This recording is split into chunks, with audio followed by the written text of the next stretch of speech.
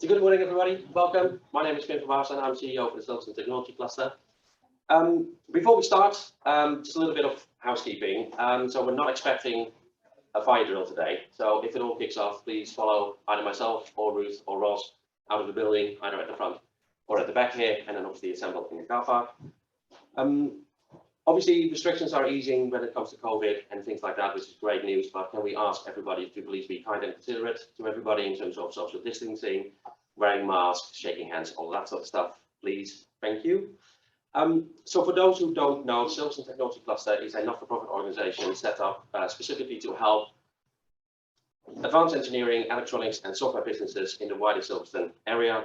We do that through promotion, where we help businesses to network, get in touch with each other, raise their profile, and connect them with OEMs, government, or each other. We do that through support, where we help them with business growth. So we not only organize helpful business growth events, but we also have things like the advisory board program and the mentoring program that we do together with Be the Business. And then we also do that through thought leadership, where we create special interest groups to bring together business leaders to talk about all the critical aspects in certain areas. And that's very much why we're here today. So today is a meeting for our Future Mobility Special Interest Group. We'll be looking at supply chain challenges that most, if not all of you, are facing. So the way this is going to work is we're going to start today with a number of informative presentations, then we'll have a little bit of a break, and then we'll set up a panel for the panel discussion, which will then also open up to the audience so that you can all participate and join in. So with that, I'm now going to hand over to our host, which is Ross Bird from Silverstone Park, to update us on everything that's happening here. So Ross, over to you. And let me try to pull up your slides. So there are people on the Zoom, are there? Or whatever? Yes. Yeah. Hello to those people. Hello to the audience. This is great. This is the first time I've done the sort of hybrid presentation, and it's so nice. I was thinking the last time that we hosted a special interest group and I was able to come and be with you was in January 2020. And yeah, we just leapt forward 2 years, and lots has changed and nothing's changed in good ways, hopefully, you know. But anyway, yeah, I'm Roz. I'm the commercial director for Silverstone Park, but I'm also the chair of Silverstone Technology Cluster. And it's really just a quick update on what we've been doing since January 20. Some things that hopefully you'll find of interest. And just going sort of back to the start. This is just 5 minutes, by the way, don't worry, this is just a quick overview. Back to the start of why do companies come here? Why do they want to be based at Silverstone Park? We asked the companies that were back in the day what they liked about it, and then we've tried to deliver that and continue to get feedback from our customers, the companies that are based here. People want to be part of an established business community. They want to be at the heart of Silverstone Technology Cluster. We really pride ourselves on the level of presentation of the environment as well, because all companies want to be somewhere which will impress their clients and motivate their staff, where they haven't got to worry about the look at the signage or the landscape and the presentation. So we do a lot on making sure that it's a high quality environment so that you can really present your company as well as possible. On-site amenities, I'm going to come to that in a moment. The circuit is a profile raising address, and people have heard of Silverstone around the world, and we try and use that and companies like that as a sort of differentiator when they're talking to customers. And then us as MEPC, as experienced property developers and managers, has given a lot of companies confidence that when we're talking about, you know, simple things like managing the service charge or putting together a lease or negotiating a deal or delivering a building, that we really know what we're doing and we have that experience, and we can give our customers confidence. And then the other really, really important bit is having a good on-site team. We live and breathe the place. We're here and we're available. So if anyone's got anything they want to talk to us about, then they can come and talk to us. I wouldn't say 24/7, but you know, people are on their emails. It'd be nice sometimes, it shouldn't be, but we are here and we live and breathe it with our customers, and I think that makes the difference. I say that to companies sometimes when they're coming to have a look for the first time, and very often the response is, that's why I'm looking to move, actually, because I can never get hold of the landlord and get things sorted or ask them questions. So definitely live and breathe it, and we love that bit of it.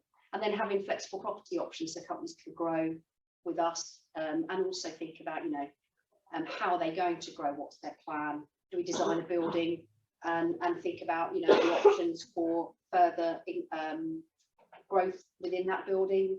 And maybe we build a building for somebody where we then have a scheme that means they can extend it. And with others, that whole idea of streamlining, I think is the polite term for it, when you need to downsize, being able to talk to us about that too. So we don't want to impede your business through the property. We want that to be just easy. It needs to be easy. And so just a quick update then on things that happened. So in the last 2 years, we've attracted specialist facilities. We've got the sports engineering hub, that's computational fluid dynamics and aerodynamics. The metrology facility here that you will know about already with coordinate measuring machines and laser measures. The digital manufacturing centre is additive manufacturing on an industrial scale. And then 3C Test has expanded as well, and that's all electromagnetic testing. And as you probably know, it isn't just for motorsport and automotive. These specialist facilities are used by defence, aerospace, medical devices, oil and gas, you name it. And I think that's the secret to the success of the businesses here, is being sector agnostic and going where the work and the interest and the problems are that need to be solved. And as your experience today, we do and have done in the past lots of networking events here. We think it's really important to host events and to host our own events and to look after companies that want to meet up here and use these facilities. And then we also do a lot of sports and social activities, because we know that the main thing that companies are concerned about, other than their sort of supply chain and their sponsors and customers, is attracting and retaining the best staff. So to do that, you need to be in a great environment where the people that you employ enjoy working, and that they are, I suppose, more than anything else, feel like they're in a place with like-minded people. So it's that sense of mutual regard for each other. And we try and get people out, and we find that it's not all about sports, because not everyone's into sport, but quiz nights and, well, free burgers gets a lot of people out, so our barbecues and food is often a good thing, but charity events and things like that as well. It's a full program of that. And another thing that's been really important, and we're in our 4th year now, is a lot of companies would say that they're worried about the skills agenda. And so what we've done is we've engaged with the local schools. We're working with Kingsthorpe and Buckingham School again this year, and Swan. And we work with sort of 15-year-olds in year 9 who have chosen their GCSEs. And what we say to the companies that moan about skill shortages and worry about young people is say, come and get involved then, come and talk to young people about, what you do and try and inspire them and give them information about the world of work. And so we have visits to the schools, and then we also get the young people out. And it's about giving them information really, and explaining what's required. And a lot of them, it's not about getting an A in everything, is it? It's about attitude and that sort of thing.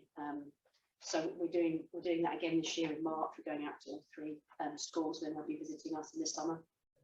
And then just on the sort of, if you wanted to come, where would you stay, I suppose? If you wanted to, join the community. So this building here is going to be finished in April. It's 90,000 square feet. It's part of a phase 3, as we call it, just sort of meaningless to you guys, but it's the phase 3 of our planning consent. We've got 2.1 million square feet of consent, and this scheme is 265,000 square feet. And 175,000, that's 3 buildings, is in solicitors already. So we've got lots of good companies sort of continuing to join us. This one's available if you're interested. And then beyond that, next sort of on the land, literally out the window there, where you can see the big sign, we've got this scheme that's going for planning consent this month. And what's really important about this latest scheme is that it's going to have a new cafe, gym and a nursery, which is the right time and exactly what we need for the sort of size of the park now, and the types of companies and the types of people. So we'll be converting the command centre, as it's called at the moment, that's got the little cafe in it, to a nursery, an 85 place day nursery. and then we'll be building a new cafe with a terrace and then a gym above, and that'll all be starting on site later this year. So by this time next year, we should be almost done on getting that out of the ground and ready to go. And then along with that, we've got these really cool buildings. They're hybrid. You'll notice quite a few companies need more office space than we currently build in some of the larger units. So these ones will have, you know, a good third of the building will be office accommodation. And this one at the top, that CGI, is the building that's opposite the Innovation Centre, sit in that sort of prime location. We do have interest in those buildings already, so yeah, if you are keen, even though they aren't built yet, it's worth flagging that you're interested. And then phase 5 is the next, and I'm probably well out of time now, so this is my last couple of slides. Phase 5 is a new scheme which will go into planning consent this month, should get planning consent in the summer. And you can see there we've got a full range of sort of larger detached buildings coming out there. And that's the bit, that building, that CGI image is the building. It will sit opposite or at the roundabout to the main entrance to the circuit. And then just finally in here, we cater for companies that want to be a virtual tenant and just use the address and the phone number. We've got the flexible office space here, sort of easy out terms. You can take a 1-year lease with a 4-week notice to break if you want to. We thought it'd empty out during COVID and it didn't. Some companies have changed, but actually we've only got 3 offices available at the moment. I'll show you those. And the space here, if you want to use it, you're very welcome to. It's sort of £10 a day for free parking, free Wi-Fi and tea and coffee, and it's a nice space. If you're just popping in, you know, on the way to visit someone, there isn't a charge. We sort of charge people if they come for the whole day, and some people like to do that and just run their business from a desk here. The TV that you can see off to the right, you can have, there is a PlayStation connected. That's where the fireplace is. But also you can use that for a meeting. You can have 6 people on the sofas and plug in your laptop and have a little meeting there if you want to. And what's missing in this photograph that we've got now is the pool table. If anyone's interested at lunchtime, I'm happy to give them a game. And yeah, just finally, there's some offices available if you're interested. Ruth can tell you about those. So hopefully that gives you a decent overview. Excellent. Thank you very much, Ross. Thanks, everyone. Great stuff, and it'll be good to see the new facilities coming on stream. Right, so I mentioned that this is a special interest group for the future mobility. This is an event for the future mobility special interest group. The future mobility special interest group is very kindly supported by MPA, and so I'd like to welcome Manisha to say a few words. Thank you, Tim. It will be actually 2 minutes. Well, I'm Kanish Kugunaseka. I'm a technical analyst at the MPA group. MPA have been a long-term member of the Silverstone Technology Cluster, and we are very happy to sponsor something so topical as the future of mobility. And I believe we are going to be talking about listening about supply chain issues or challenges. I'm sure all of us have at some point in the last 2 years or so faced some sort of issue with supply chain shortages, cars, chips, all that. So I'm really interested to see what the discussions are, and especially what the experts have been doing to keep those problems from coming up to the customers. And at MPA, we are there to support those experts and those innovators. So we are traditionally a accounting company, but we do we do all the accounting support, accounting services, traditional making your accounts. Then we also do the more technology-based stuff, like helping with helping you prepare applications for UK smart grants. And my specialty or my expertise is in R&D tax credits, or helping companies to prepare their R&D tax credits, which has been really helpful to thousands of our customers, our clients, clients who want to perhaps get something back from the R&D efforts, some cost back from the R&D efforts that they have already put through, and because the company would take the risk on, do the R&D, and it might be some time before they can see any kind of benefit from it. So MPA is there to help you. We look at your R&D, so that's mainly what I do, and we see, okay, is there something you can get back for all your efforts? Sometimes even before your product hit the market, you might have already got something back in terms of tax relief. So that's part of the main work that MPA do. We also have a few other services in terms of support, like general support businesses. And I suppose that's really the main thing.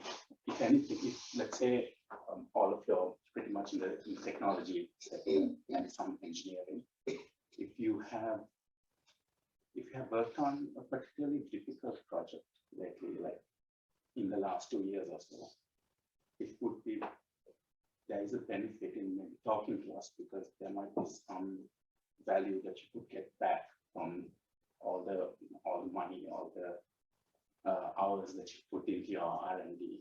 So if you're interested, you can always catch me at the end of or at the end or during the coffee break. I'm happy to have a chat with you, and you'll be surprised at what you can, what you are entitled to get back, because you have already taken that risk of doing R&D. So hopefully it's something new to you, or if not, come and speak to me, and I'll just hand back to him, because I'm curious to see what talk is about. Excellent. Thank you very much, Alicia. Thank you. Thank you. Right. So we'll now continue with a double whammy of people with rather wonderful names, and we're so I want to welcome Bhavina Bhakarta. Yeah.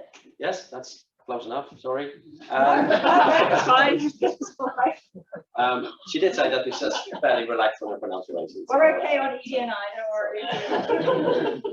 So thank you for being generous, and over to you. I can't promise free burgers or talk about pool tables in my presentation. I'm going to be Debbie Downer and talk about what's going on with supply chains. So, like Tim said, my name is Bhavina. I'm the head of policy and campaigns at Make UK. For those of you who don't know, Make UK is a trade body for manufacturers. Sorry, you can't see me, right? This is the short people problem. This is what happens.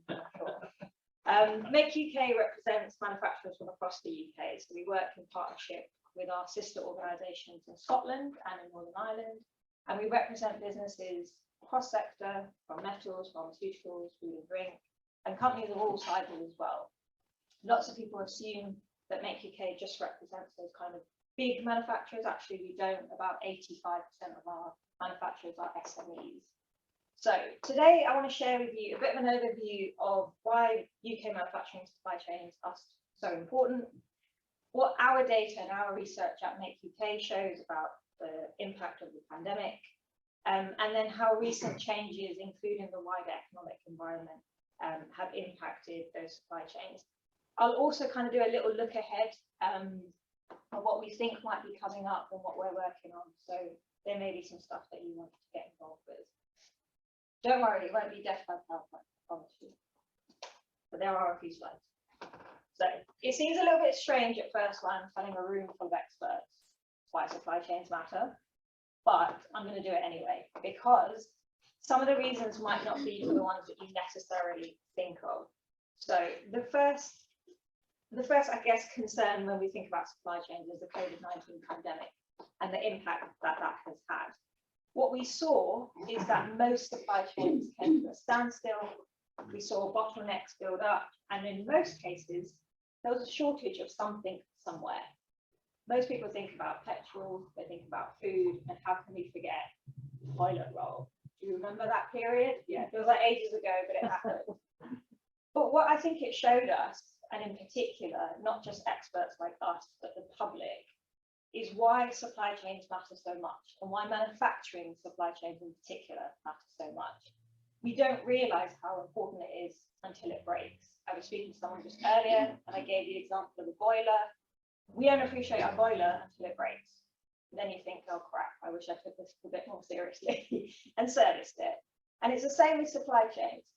So the conversations we're having today are really critical because actually we've moved from just it being a side conversation to something that is one of the top issues in boardrooms across the UK. So why do we think it's really important at Make UK and what are we seeing? Well, firstly, for our national security. Yes, we need food. Yes, we need fuel. We need medicine, but we need that all the time. And like I said before, it's not just when in a time of crisis, you need it all the time. So that's why we were really pleased that the government consulted on a national resilience strategy last year. We fed into that. We're hoping to hear back on what the government's response is to that. But really, it was trying to unpick how do we build resilience into things like supply chains in the UK. Secondly, for our national competitiveness, all the data and all the research shows that countries that have a strong industrial base, a mass of suppliers and skills can actually take advantage of their R&D capabilities. This is a really good example, this place here. And given the government keeps going on about we want to be an innovation nation, we want to be a science superpower, mapping and reviewing our supply chains is a really important step in doing that and improving our national competitiveness. We're actually working with the advanced manufacturing team at Bayes alongside the Institute for Manufacturing on understanding what the impact of COVID has been on supply chains and how we build resilience into them. Again, I'm going to say this a lot, the research is supposed to come out later this year, so watch this space. But it's really trying to learn lessons and then implement it into future work. And thirdly, jobs. There's been loads of talk about the possibility of reshoring. And whilst we might not be able to compete on sort of labour unit costs with the likes of China and India, there is no doubt that some reshoring, or at least bringing some of the supply chain or increase the number of UK-based suppliers would bring some jobs to the UK. It would support that creation. And other countries are moving on this very fast. So just on Tuesday, the EU announced a 43 billion euro plan investment in microchip production. And the aim is to build large manufacturing sites across the EU to be able to bring that to those particular areas. So while we're dilly-dallying about whether we should or shouldn't, other countries are actually pressed ahead and are doing this already. But the caveat with that is it will require a significant amount of investment in our skills landscape. And I think Ros mentioned it a little bit earlier. If it's not kind of supply chains or cash flows that manufacturers mention, it's skills. So to avoid my presentation being 3 hours instead of 30 minutes, I'm going to avoid the issue of skills, but I'm happy to talk about that afterwards. So what have we found in our research? Well, before any of us had even heard of COVID, Make UK actually embarked on a piece of research in partnership with Oracle to understand how manufacturers were building resilient supply chains using technology. And then COVID hit, and then it seemed like a perfect piece of work to do. So when we carried out the field work, it was around May 2020. So the pandemic had just hit. But what we found is that a lot of the data hadn't been impacted too much by the pandemic. So think of it like early pandemic data. The first thing we found is that most manufacturers actually had poor visibility of their supply chains, both up and down. So we only found 13% of manufacturers who were looking both up and down their supply chain. Most relied on their suppliers to do that for them. Immediate red flag for us because we thought, why are you not exploiting the technology available to you to be able to increase your visibility? The second thing we found is that as a means to increase performance, manufacturers were trying to increase collaboration. And that's a good thing. They were trying to work out Well, if we don't have great visibility, can we attend things like peer-to-peer networks? Can we connect with some suppliers to understand how we can improve our supply chain? But again, if you're not exploiting the technology, you're not going to make as much progress on that as you would like. And the third thing, and the thing that most people latch onto, is actually the location of manufacturing suppliers hadn't changed significantly in the 2 years previous. i.e. we hadn't seen lots of manufacturers think about moving production back to the UK. We are doing a piece of work now looking at that. I'll plug that later on. It's my shameless plug. But I suspect when we ask this same question, that percentage of 21% will have changed. So it's a watch this space. But what does this all show us? Well, I think that last point really begs the question, is reshoring a thing? And our survey results show that almost 1 in 5 manufacturers say they plan to reshore some or all of their overseas activity. But actually the vast majority, 52%, don't plan on doing that in the immediate future. But as the pandemic continues to kind of impact supply chains and businesses, I think some of that data will certainly change, and we will see behaviour by manufacturers, their suppliers, and even competitors across the world change, and that will have an impact. So where are we today?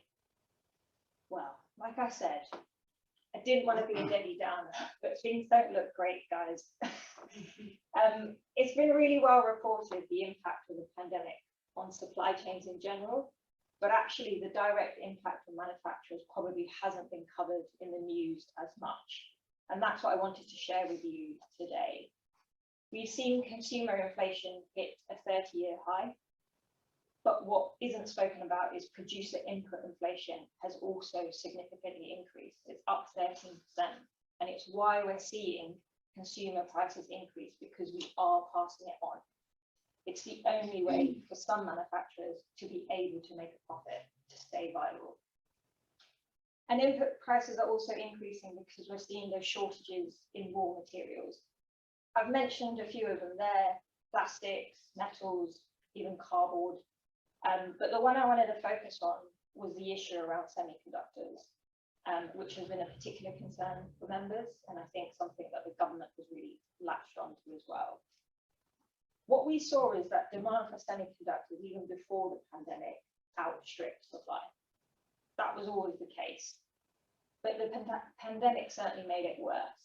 Lots of us were working from home. There was an increase in demand for kind of digital equipment, services, all that kind of stuff. And then combined with supply side restrictions, like ports congested, logistical channels really difficult, it made that sort of supply and demand just a lot worse. In fact, we saw the semiconductor industry grow by 20% last year, which is insane. If you're in the semiconductor business, it's brilliant. You probably made lots of money, so good for you. But I think because the process of making semiconductors is vulnerable to kind of defects, contamination, and technical factors, it will affect its quality, and you can't simply just make it anywhere. So you have to rely on the suppliers that you always use. The kind of impact we've seen is that car production has been at a 65-year low because you can't get the right parts. And anecdotally, what we found is that it's not just manufacturers who have nothing maybe to do with semiconductors and the chips, but because they're caught up in the supply chain and they use the same supplier, they have also been impacted. So in slightly better news, the government has rumoured, there's just rumours going around, so don't quote me on this, that there may be a consultation into semiconductor supply in the UK. It may happen this year. There are also lots of other things going on in government. I'm just going to leave it there. So they may not have the time, but I think it's really important. It's something that we will certainly be feeding in if that actually happens, because the impact isn't just on getting that particular part. It means that there are unfilled orders and a backlog of other raw materials because people are prioritizing the delivery of things like semiconductors. And that's probably not something that the government has thought about, even though it is very, very obvious. just not how they think. And then finally, just on that third bullet point, we've seen freight costs absolutely rocket. It wasn't just a certain route that was blocked that caused this. What we saw initially when the pandemic hit was a real reluctance to import anything from Asia because of the origin of the virus, but eventually because shutdowns hit everywhere, you had this domino effect, and it just meant that supply chains were clogged up. As a result, all the evidence suggests that there's been a 7-fold increase in the cost of shipping compared to pre-pandemic levels, and as a result, margins have become a lot tighter and profits have taken a hit. Our very latest research, so this is just data from January, suggests that 22% of manufacturers will be reviewing and engaging with their logistics providers to help mitigate those fluctuations in shipping costs. But if some of you know about what Make UK do, you would have seen that our Director of International Trade gave evidence at the International Trade Committee yesterday, explaining that actually a lot of this behaviour is cartel-like. So actually there's not much that manufacturers can do. We have written to the Competition Markets Authority as well to explain that this is not appropriate behaviour. We have yet to receive a response. Watch this space. So I think it's fair to say a lot of us probably initially thought some of this would have been temporary, but what we're seeing now is actually some of this behaviour has turned into permanent shifts in how manufacturers operate. And one of those is a clear move away from just-in-time manufacturing to just-in-case, because they have been forced into that position. So 30% of manufacturers are saying they're going to increase stocks of components and raw materials. And a quarter are looking to review or shorten their supply chains, trying again to kind of build resilience, to think about just in case rather than just being able to get it on time. So where does that leave us? I'd love to be standing here telling you that things are going to get better, but they really aren't. If anything, it looks like it's probably going to get worse before it gets better. So I'm really sorry to break that news to you. I wanted to be positive, I promise. Keep it light. Yeah, keeping it light, but there's free burgers. I heard there's So free that's burgers. time to go to bed. This is where I hand out free burgers now. It's not just challenges around supply chains, actually just the wider business environment is becoming increasingly challenging. We've got inflation at a 30-year high, interest rates are rising, mixed contributions going up, corporation tax increasing. The cost of doing business is higher than it probably has been for a very, very long time. And for all those reasons, we don't think supply chain issues will really improve until 2023. There is also the slight concern that actually countries will open up from and return to normal, whatever normal looks like, at different times as well. We might be moving a lot quicker, but other countries might take a little bit longer, and that will certainly impact supply chains. But what we are seeing, and in the good news, is that actually manufacturers are choosing resilience and diversification over reshoring. So although we're seeing the data suggest that some manufacturers are using UK-based suppliers, it's not a replacement for EU, Asian, or suppliers in the rest of the world. It's a means to build diversification. It's a means to just build resilience so that if I can't get it in one place, I can potentially get it in another place. And that's certainly a good thing. It would be great if the government did that and thought about how can we do that for our critical supply chains. But hey, we are a sector that leads by example, so why not? I just wanted to flag it, and probably people are thinking, why should I mention the level of white paper? But it felt like a really big missed opportunity to think about how reshoring, or at least bringing some UK-based suppliers, could help particular local regions, communities outside of London and the southeast. So we were expecting to see something, and we were a little bit surprised when it wasn't in there. But hopefully, maybe when we get the feedback from the National Resilience Strategy, there might be some follow-up work from that. But again, watch this space. So based on all of that, what are we calling on government to do? Well, there's just two things, two very light things, small things, I promise. The first is to recognise manufacturing as a critical sector to our UK economy. Every single major economy has a national manufacturing plan. Even Jamaica, you can quote me on that. And it's pretty comprehensive, the plan that they have. We scrapped our plan, the industrial strategy, and replaced it with a plan for growth. No one talks about the plan for growth. And now we've replaced it with a 11-up white paper. It's hard to invest in the UK. It's hard to commit to long-term funding, to attract funding from abroad, if we can't really sell what that vision of manufacturing or what our industrial base looks like. So just a small thing, we're calling on government to work with us to develop that national manufacturing plan, which will be critical to places like this as well. And the second thing is to work with the sector to effectively map out a global supply chain resilience program. So this is about identifying those critical supply chains so that when we have another geopolitical crisis, because we will, there will be another one, and there will be, whether it's a financial crisis, another volcano going off, or another pandemic, we are better prepared to be able to deal with that. We pushed that idea with Bays, we'll continue to do that, but yeah, just a small thing, just map out every supply chain, please. So there's lots of work for us to do. We continue to engage with government on all of these topics. And as I mentioned a little bit earlier, we've kicked off a piece of work with Infor looking at global supply chains. The survey is open. I will send the link and then we'll share it around with the slides.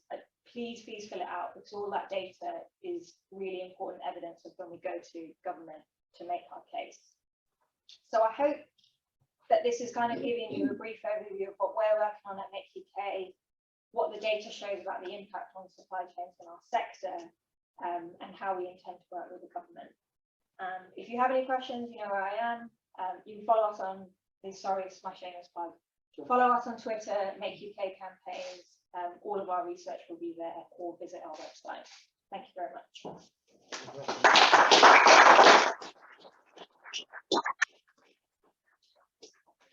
Questions for anybody? Sorry. Sorry. That could have gone very wrong. Go for it. Yeah, just looking at the supply chain piece, I think what's interesting is the changes that are due on the mobile worker and rules on European transport. And I think they've gone under the radar, but they're going to be really important, because one of the advantages of UK manufacturing is the ability to have used Central European transport at a lot lower costs, part of the single market, effectively. But that's not been taken down too well in France and Germany, which have a very interesting view of the single market. It starts to affect their domestic businesses, from my experience. So there's new regulations coming in, that's taking place. That means that supply of transport, which has been carrying goods from, for example, Rotterdam to the UK, is not going to be available. But I don't see much mention of that in the overall view that that's going to push transport costs up. The other thing is the regulation change on vans, particularly for international journeys. I'm thinking about conferences where a van is essential to get to a conference with exhibition equipment. So what's your thoughts on those two areas, and why are we not seeing a wider debate about that potential impact on cost? Just taking the first one, I think some of it is political. Like, we just don't want to mention that this would result in us not being able to transport things. Make UK have been pushing it. We haven't been pushing it publicly for obvious reasons. Without getting myself in hot water, government's a little bit sensitive when you mention it, to the point where you are barred from meetings if you mention it. It's just got to that point. But that can stay in these four walls. But it's something that our Director of International Trade mentioned yesterday as well. So I highly recommend, like, if you're a politics, watch it. You've got a 4PL model where 4PLs are using contractors from Central Europe who've taken advantage because they have lower costs. They've taken the work from the Benelux into the UK that used to be done by UK transport companies, isn't anymore. They're not going to be available anymore. That's going to push up the cost of freight from Benelux into the UK. And I just don't see it being mentioned anywhere. And I think part of the difficulty is it's really hard to distinguish. Is it because of Brexit or is it because of COVID? It's hard with the data. That will be there to push back. Yeah. Not my if it's the personal BBC, opinion. it'll be Brexit, but yeah, I agree.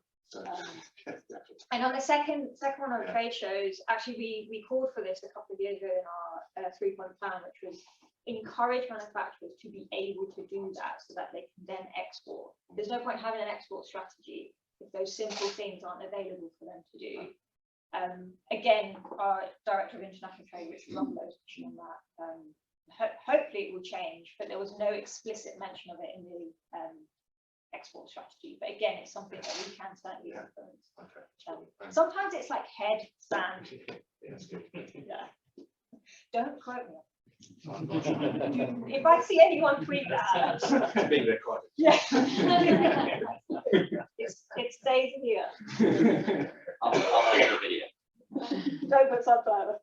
I've got a question. Go for it. One of those little things you wanted government to do, Yeah, which just is, a little. yes, recognize manufacturing Yeah. as a critical sector.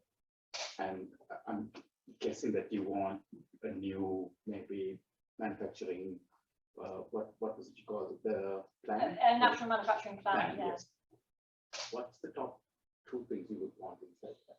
Yeah, well, this is the thing we've surveyed members on at the moment, asking them, what is it that you want to see in that plan? So other countries, for example, said that we want our industrial base to account for 20% of GDP and kind of gear everything in the economy to work towards achieving that 20%.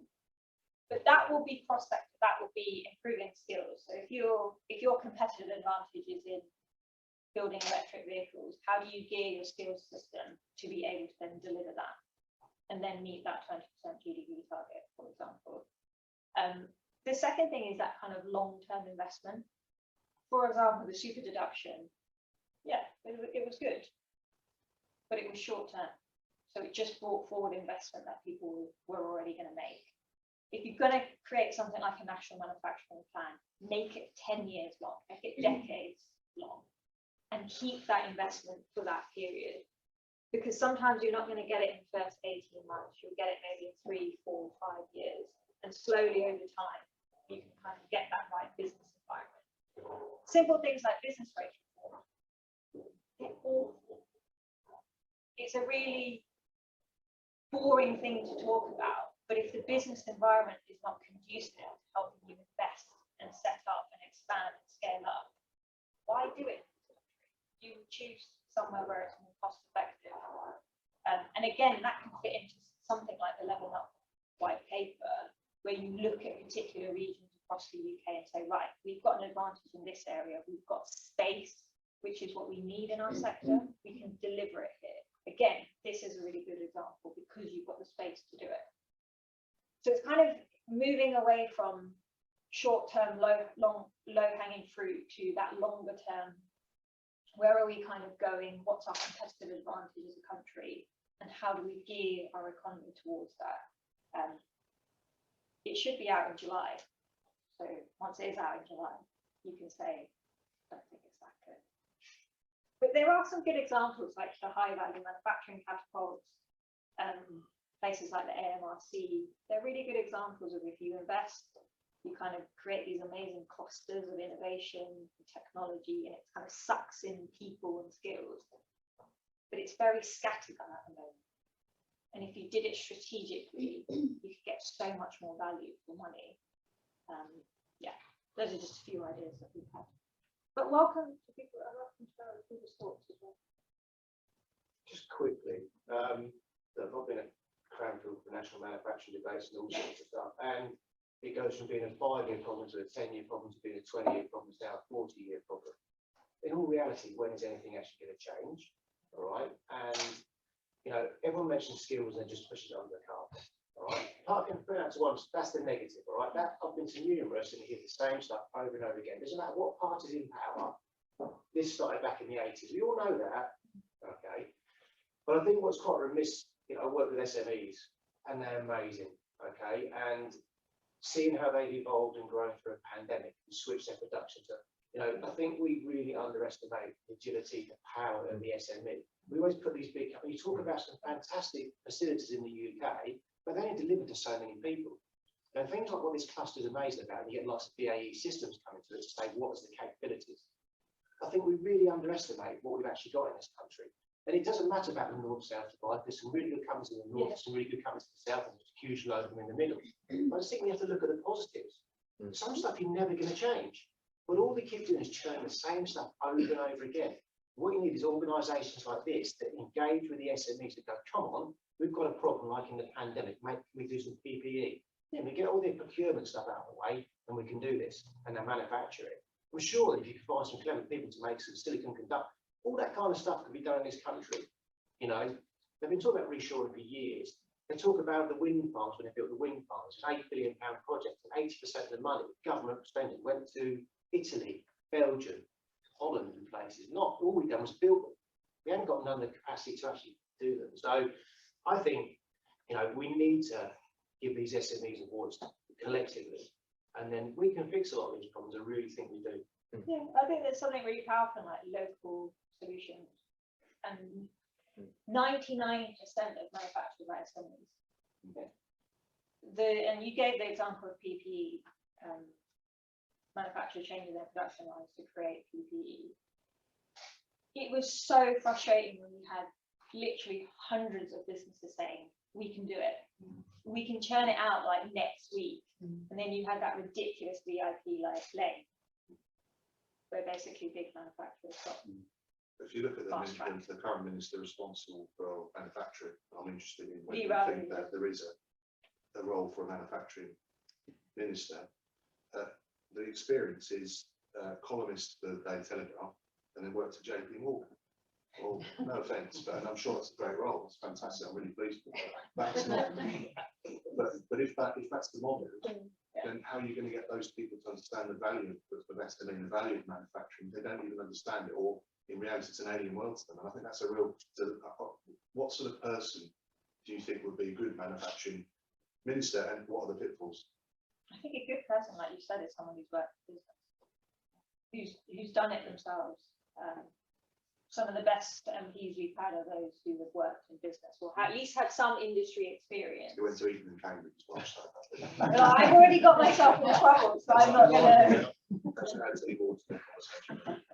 But we've had several roundtables with the Minister for Industry, Lee Rowley. He was engaging. He is in the detail. Is he a minister for manufacturing? No, but do I necessarily think that's the best thing we need? No, I think I think it would be a tick box. I think people could say, yes, we've got a minister for manufacturing, but what are they actually doing? So much of it is cross policy. So much of it involves Bays working with DWP, with DFE, with DIPS. That's where it kind of falls down, and when you have kind of siloed government approach, you never kind of get that kind of cross policy plan like you did with the industrial strategy. For all of its flaws, it had buy-in from most people, and it gave people something to work towards. I'm not saying bring it back because it's dead in the water, something like that. But I think it's frustrating when you can it with no replacement. That's the difficulty, and then you're pushing it onto businesses to kind of say, well, you come up with a solution. Yeah, we will, but sometimes you need a little bit of help doing that. Yeah, there's no nice neat solution. I wish there was. I mean, I've got a vested interest not to, because it keeps me in the job. Think about skills challenge. You mentioned about obviously the lack of silicon at the moment, and I worked in the semiconductor industry 20 years ago, got out of it because it was so cyclic.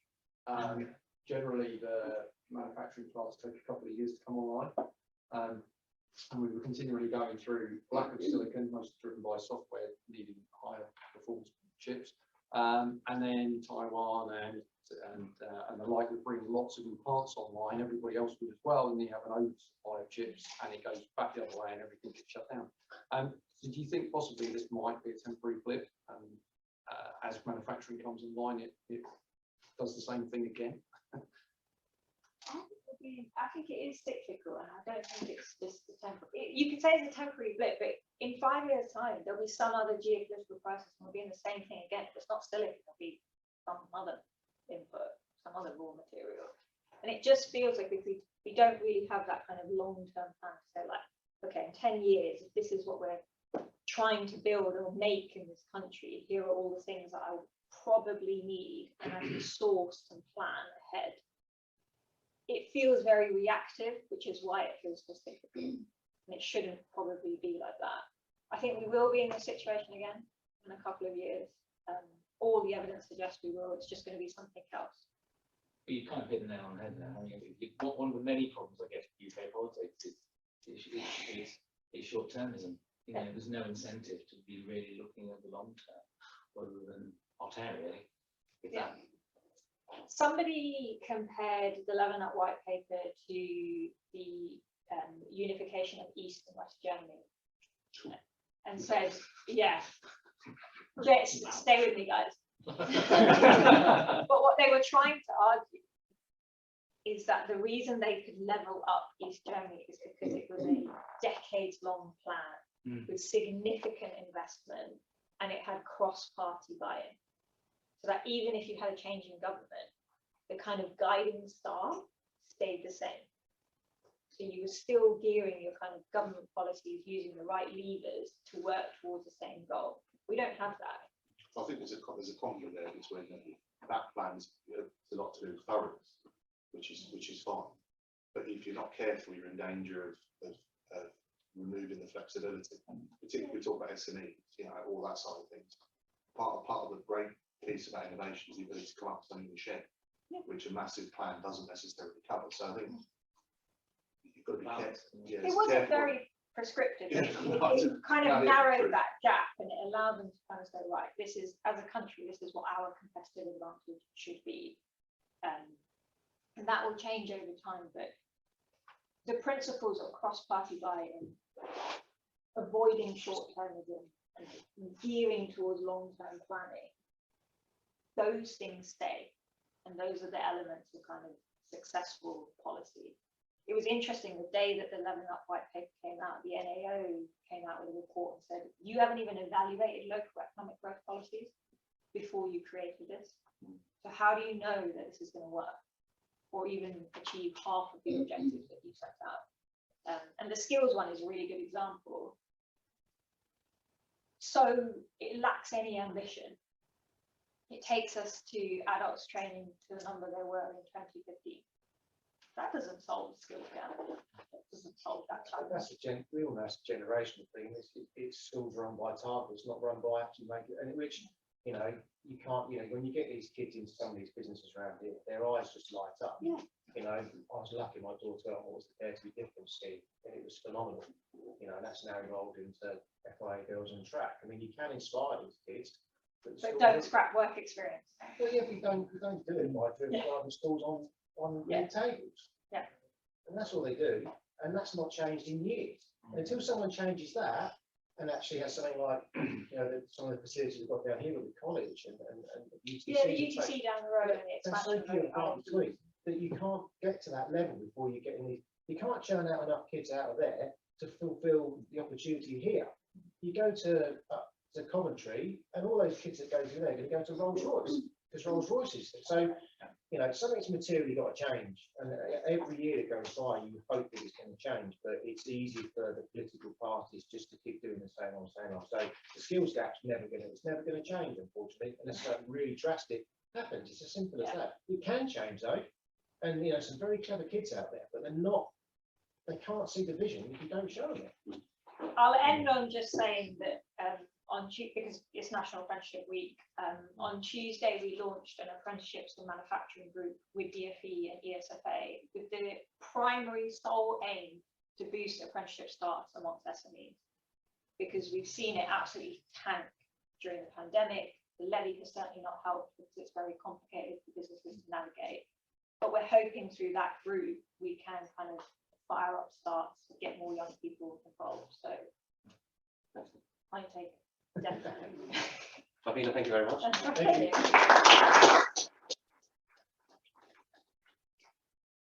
Right, excellent. Thank you very much for that, Fabina. We now have a little bit of a coffee break. I think after that, I think some of us will wish there was something stronger, but sadly, it's only tea coffee. Can I ask you all, please, to be back at 10:40? So please help yourself to a tea or coffee, and then we're back again at 10:40 for the panel discussion. Thank you very much. Welcome back. Hope you all had a good break. To the panel session. I'm Simon Holloway, Commercial Director at RML Group, and one of the ambassadors for the Future Mobility SIG. So to start off with, just like the panelists to give a quick introduction for themselves. So, Gary, if you want to start. Sure. So my name is Gary Marriott. I head up sales for a business in West Midlands called PP Control and Automation, and ultimately we're a third-party subcontractor to global OEMs around the world. Ultimately, what we do is we offer that outsourcing service from startups, SMEs, all the way through to the big brands that build products themselves. And at some point in their life cycle, they will either continue to build that product, but look for support to help scale them or extra capacity, or just focus on sales, marketing, R&D, and look for people like ourselves to build the product in its entirety. Mike, Yes, so I'm a solicitor, partner at Woodfines, in Cambridge, Bedford, and Milton Keynes. I'm very lucky to live just a couple of miles down the road. So I head up our transport division, work closely with people like Maria, who heads up the employment side, to deal with all aspects of transport and logistics. So helping the passenger sector, the logistics sector in relation to regulation. In essence, I've been in the justice system 30 years, but dealing with transport law for some 20 years. So pretty much live and breathe lorries and getting around operators. So I'm fortunate to meet many people on the coalface in relation to the logistics supply chain, and very proud members of the SVC as well. Rob, Hi, I'm Rob Parr. I'm engineering manager at Partner Electrons. We're a design consultancy based in Silverstone, so we're literally just around the corner. I started working for them as a graduate engineer in 2009 when we were actually based in an office upstairs here. And now in that time we've sort of grown fourfold. We've got our own offices down in the village now. And we basically work with a lot of different sectors and companies to design their electronics for them, but also try and build a more sort of long-term relationship. We help them support their products, since a lot of them actually have no experience in electronics at all.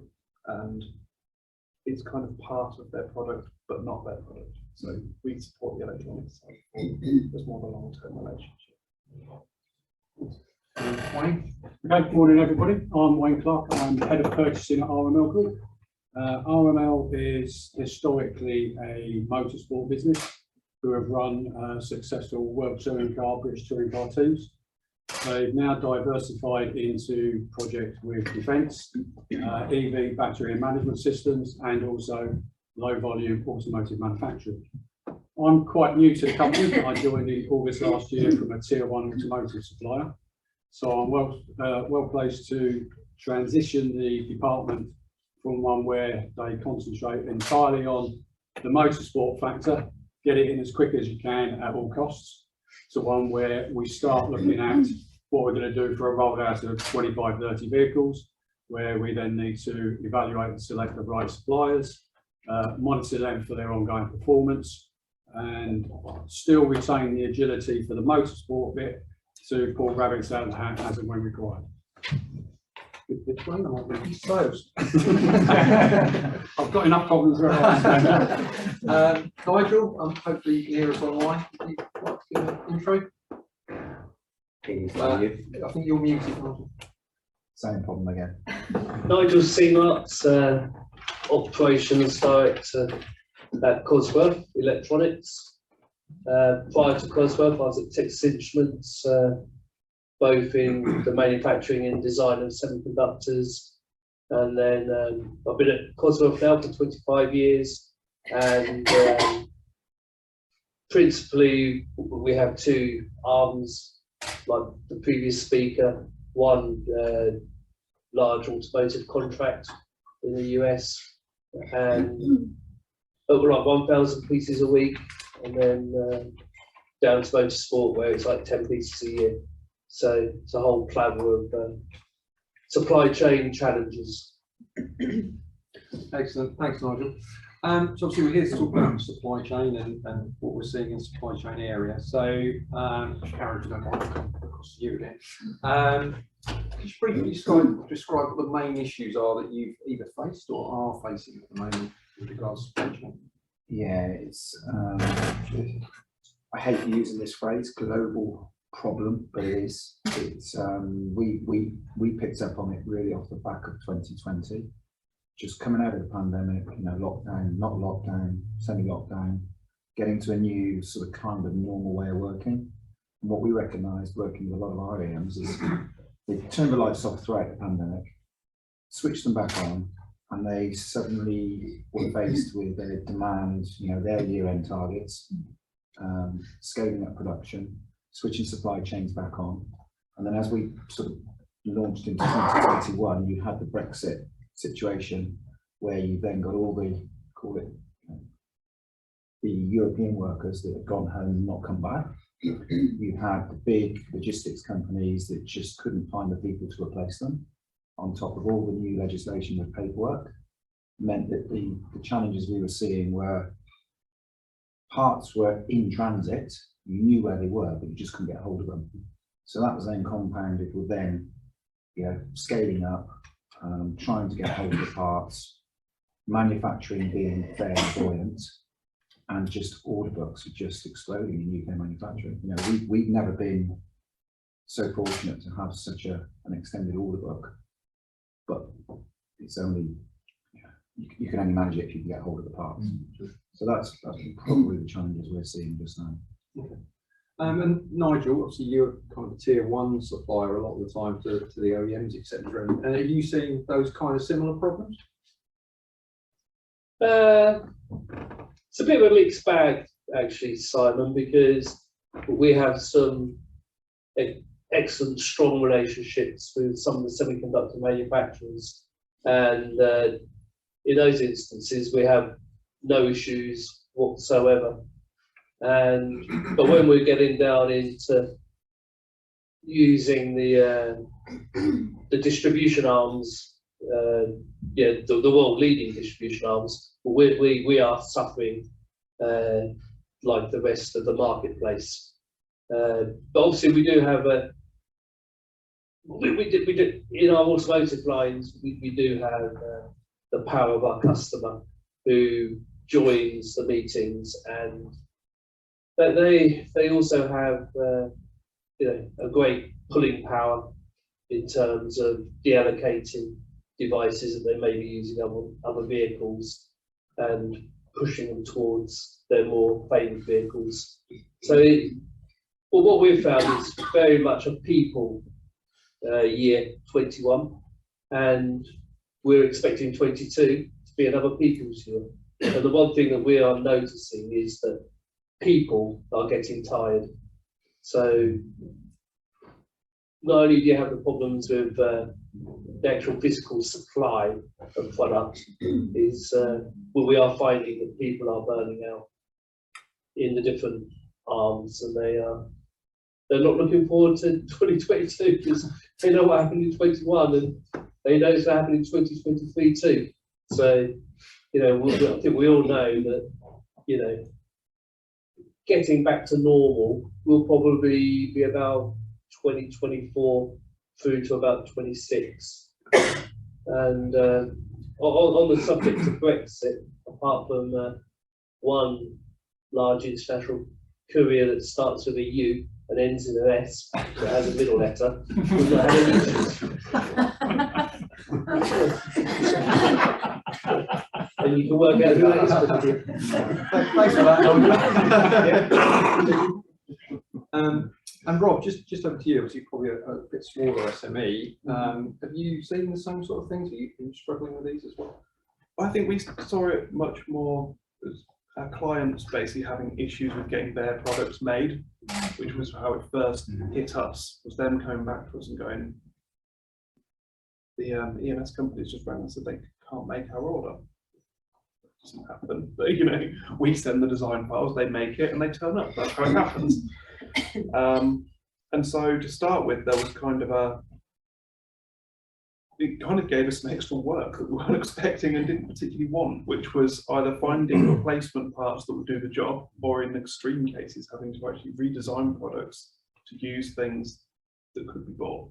There was ridiculous timescales given for things, which just meant there were scenarios where some of our customers were basically looking at, well, I'm not going to have any product to sell for over a year, which, you know, their company then becomes unviable at that point if they haven't got any product to sell. So they'd sort of look at it from two sides, and I think there was a scenario where you can do redesign work, which is, we don't want to do it because, you know, we're engineers, we like to do the next new thing.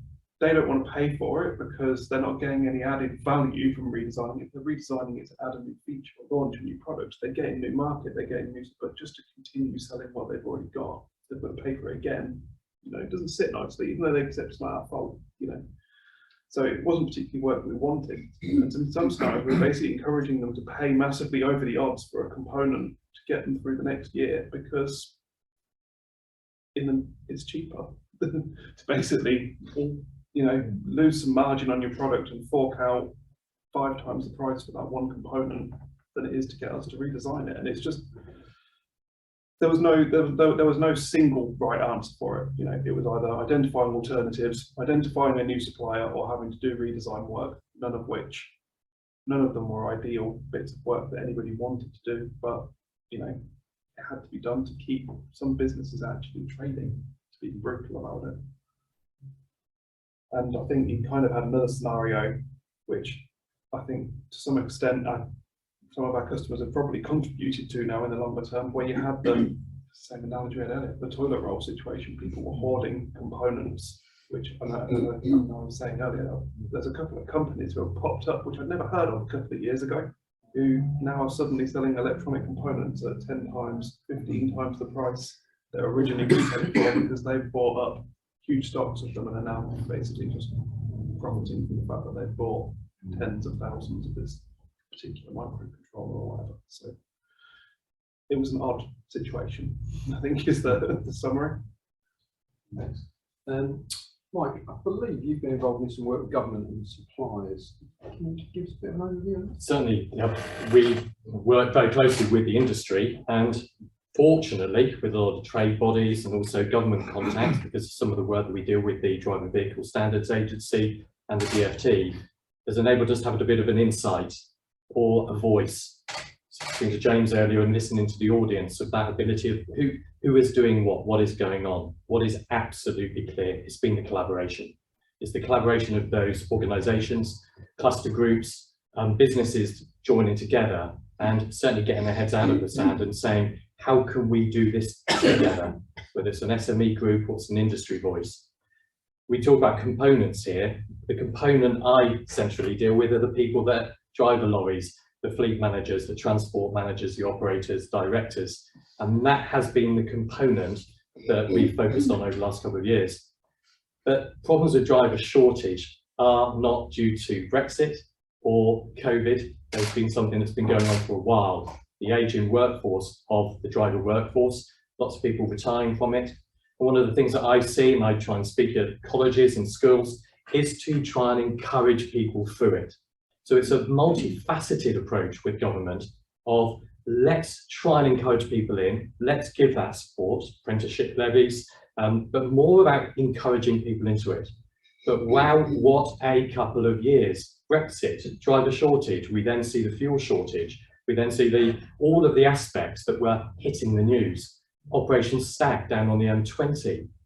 The agility shown by the industry has been something to celebrate, and we have to look at that very positively.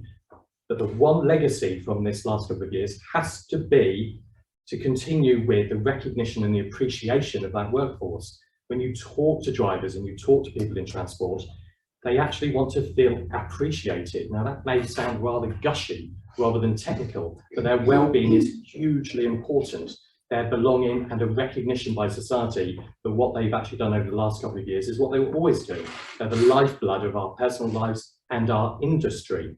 So when I'm dealing with government and I'm dealing with DFT officials or DVSA officials, but also extend into the regulatory work we do with HSE, the Environment Agency, is work with the compliant operators, make it simplified, make those systems easier for them to do business, because the margins in logistics are very, very narrow.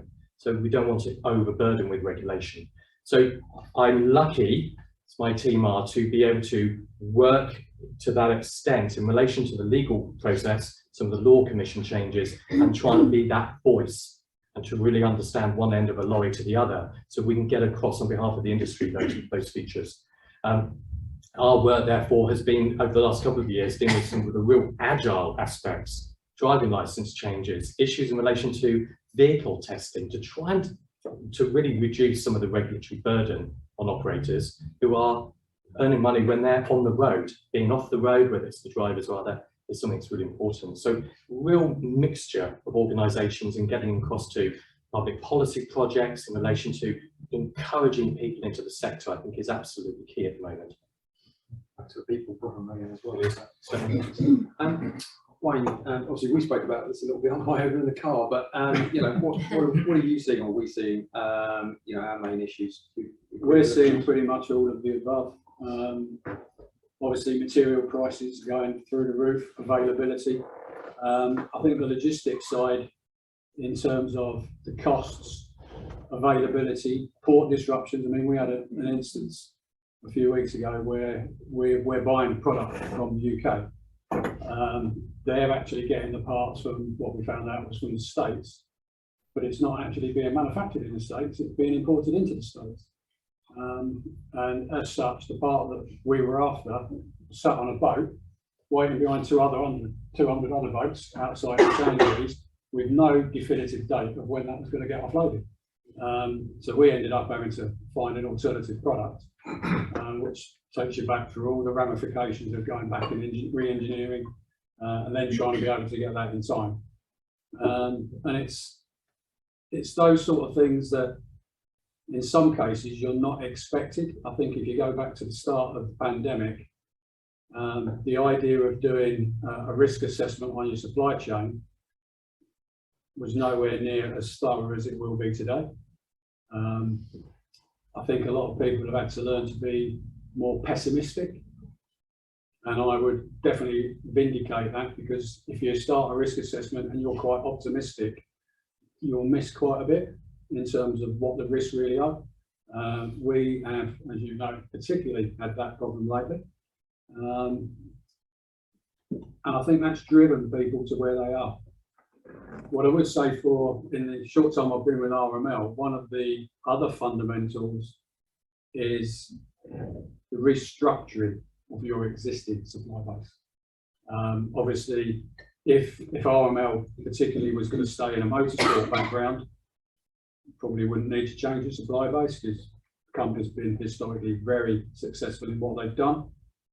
But to move to that transition to a low volume manufacturing, I'm seeing challenges in that, in terms of the supply base that we have and our expectations of them, and dare I say, our communications with them. So would you sort of say some of the things or main causes that have led to the issues obviously is the supply chain, but there's also possibly complacency from us as a business with our supply chain as well? Yeah, I think it's a fair point. You know, we're embarking on projects where we're looking to build 25, 30 vehicles, and historically in automotive, what you will do is you'll build what is known as the VP car. So car one is going to be the one where you bring everything in, you build it, and then you find out if you've actually designed it correctly. So you're not going to commit beyond that. But what I'm finding is that, particularly within the department, because the motorsport way of doing things is you're only going to have one or two anyway. There's been a distinct lack of communication to suppliers to say, this is the first one of a run of 25, 30 vehicles. I was particularly taken where one of my buyers sits in front of me, and it was on a conversation with a supplier who originally taken on the work and then come back and said, oh no, we're too busy. Formula One's hit the ground running, so we can't actually do this. And in mitigation, you sort of like threw back at them, well, what, you want to turn down a run of 25 vehicles? And clearly from the rest of the conversation, it was clear that the guy said, what do you mean 25 vehicles? So he came off the phone, we talked about, okay, we've got an issue here. And I said to him, what have you communicated? And the communication was, well, I want one for the VP car. You can't do that. You know, you're trying to get the best out of these people, and you're basically tying a hand behind the back because they don't know what's going on. So that I found a particular challenge. Thankfully, the guys are now on board with that and changing it. But then you've still got to try and look at the existing supply base as to whether they really are the sort of suppliers that can do it. And if we've had one or two that we've had to, actually it's been their request that we've taken parts away from them and resourced elsewhere to get to where we need to be, because they've taken something on, not fully understood it, whether that's down to them or down to our communication. I think in some instances it's a bit of both. But you then have to start looking at and running it again, and there are risks that people probably weren't thinking about before. Definitely need to be now. Rob, do you see something similar, or how do you find that? I think, as I say, I think one of the key things that we found is really communication has really been a key thing. We've sort of normally, we don't involve ourselves in the manufacturing that much. We design it, hand it over and move on, you know, and we'll support them when they have issues down the line, or, you know, help them make improvements. But we've been a lot more involved in manufacturing, helping our customers get stuff manufactured by sort of almost being that sort of middleman, sort of, we understand both camps, we understand your frustration, we understand your issues, and sort of trying to build that relationship and sitting in the middle to help resolve these problems as early as possible as well. So I think one of the key things that we've sort of done is we've changed the way we actually operate in our sort of design processes a lot, so that, you know, go back 2.5 years ago, we would have basically gone off, I can see the part and it says it's in production on ST's website or on TI's website, then of course I'll be able to buy it and use it in the product. Now we're doing a lot more, right, these are the really key things that are going to be an absolute nightmare to replace up front. Let's go and find, this is your manufacturer, do they think they can buy them? That they say, yeah, I think I can buy them, but, you know, there's only this now available at the moment. You know, like I said, contributing to the problem in a way, but buy up enough to do your first run, keep them in stock so that you don't have to go around that redesign loop, at least when we get to production. But I definitely think it's sort of the key thing that I've found is that building the relationships and getting that communication channels open early and making sure that we're all on the same page. It's probably one of the key things that we've sort of learned. And I think our clients have really appreciated about it, because they were already talking to their manufacturers, but they didn't necessarily completely speak the same language. They spoke to each other in POs and invoices. They didn't talk to each other about how things were actually going, and we can kind of act as a translator almost immediately. They're not saying they can't do it. What they're saying is, you know, we need to perhaps be a bit more flexible with how we do it, and perhaps flexible with where we actually buy stuff. And I think we've helped at least one of our manufacturers realise that they can be a lot more flexible about certain clients, you know, where they get stuff from. You know, one of our clients who's making industrial equipment that gets pushed down a drain is not so fussy about where his components come from as to another one of our customers who's making medical products. You know, they need all the certificates stamped to show where they're coming from. You know, someone who's making a piece of, like, say, drain inspection equipment doesn't mind if those components have, you know, gone through several people's hands and perhaps haven't got the origin certificates with them anymore. So getting the manufacturers to understand our clients as well, so that they adapt what they do appropriately for it, I think is really going to keep the answer. I think it's been all about people, actually, 2021, as much as people have said about the supply chain being the big issue. Actually, if you've got those relationships and you build those relationships, you can mitigate a lot of it just by talking to each other, to be honest, being a lot more open. Mike, with the work you've done, what's your views on that? That's absolutely right. The transparency. If we're honest, any one of us might feel that we've been in quite a fog. It started a couple of years ago, certainly. Then one minute we've got Brexit, or we've had a few years of Brexit. Uncertainty creates concerns. It creates a destabilisation.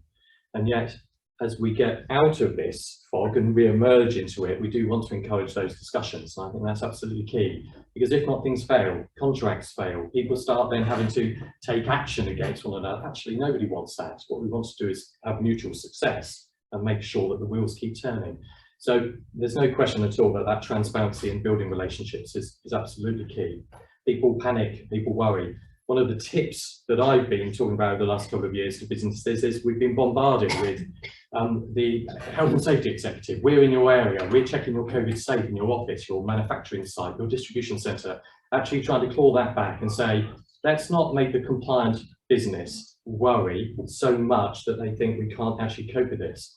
But so to say to businesses, look at the specific industry you're in, look at the regulations that surround that, and use regulatory issues and health and safety issues as actually a way of saying to businesses that you're tendering for or you're trying to contract with, saying we're a very compliant operator and we want to do business with you. It's the fact that it feels very suffocating that all of these regulations were landing. Dump as much as you can of all of the aspects of those regulations that don't mean anything to you and make them very specific to your industry. Because if not, everyone is in a bit of a fog. And I think those that you're doing contracts with are just thinking, we've got to get back into business, we've got to do that. And there's that element of panic. It's about calming it down a little bit.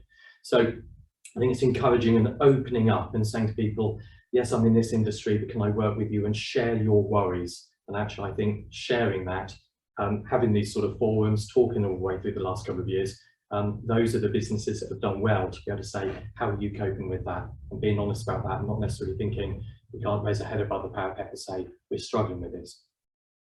And Nigel, hopefully you're still there with us. Do you feel to any extent that some of the suppliers or vendors might be using COVID and Brexit as excuses not to deliver? I think obviously they are, because 2021, I've never seen so many force majeure letters land in my email from multinational companies. And one of the strengths that you have to understand is, how aware is a part manufactured. So if you take most microprocessors, they will start life in Taiwan at TSMC. They will probably port off to Malaysia for packaging, and they may touch back down in Vietnam for tests, or back to northern Taiwan for a tad more testing before going off and joining the queue at LA ports. So are they justifiable? They probably are justifiable, because we all know that Taiwan's been quite resilient to COVID, but TSMC have obviously are overstretched because they can't get the start wafers, and then we go into Malaysia, they've had various COVID lockdowns, which are well publicised government requirements that that they had to drop their workforces to 20%, down to up to 40%, and back up to 80%. So things that were little black connectors with some little gold legs that are really made in Malaysia and not Scotland or America, suddenly just turned out to be rather a 5-day, 10-day thing to being an 8-week thing. And actually, when you start to understand your supply chain, and I would recommend it to everybody, because is to understand where and how your part's made. And some people say to me, you don't need to know that, you just need to know when it's arriving. But actually, I want to know the major steps in manufacturing. Because having come from TI, you soon understand that what looks like a little black thing with 16 legs actually touches about 16, probably about 6 countries.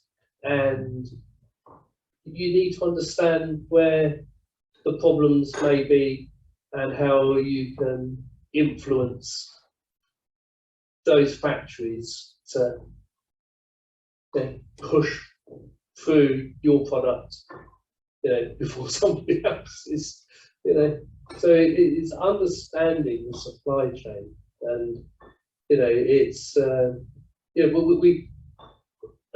of the great resiliences I've seen this year was, I woke up in December to find out that the tri-state region of America has been hit by the biggest tornado in the history of America.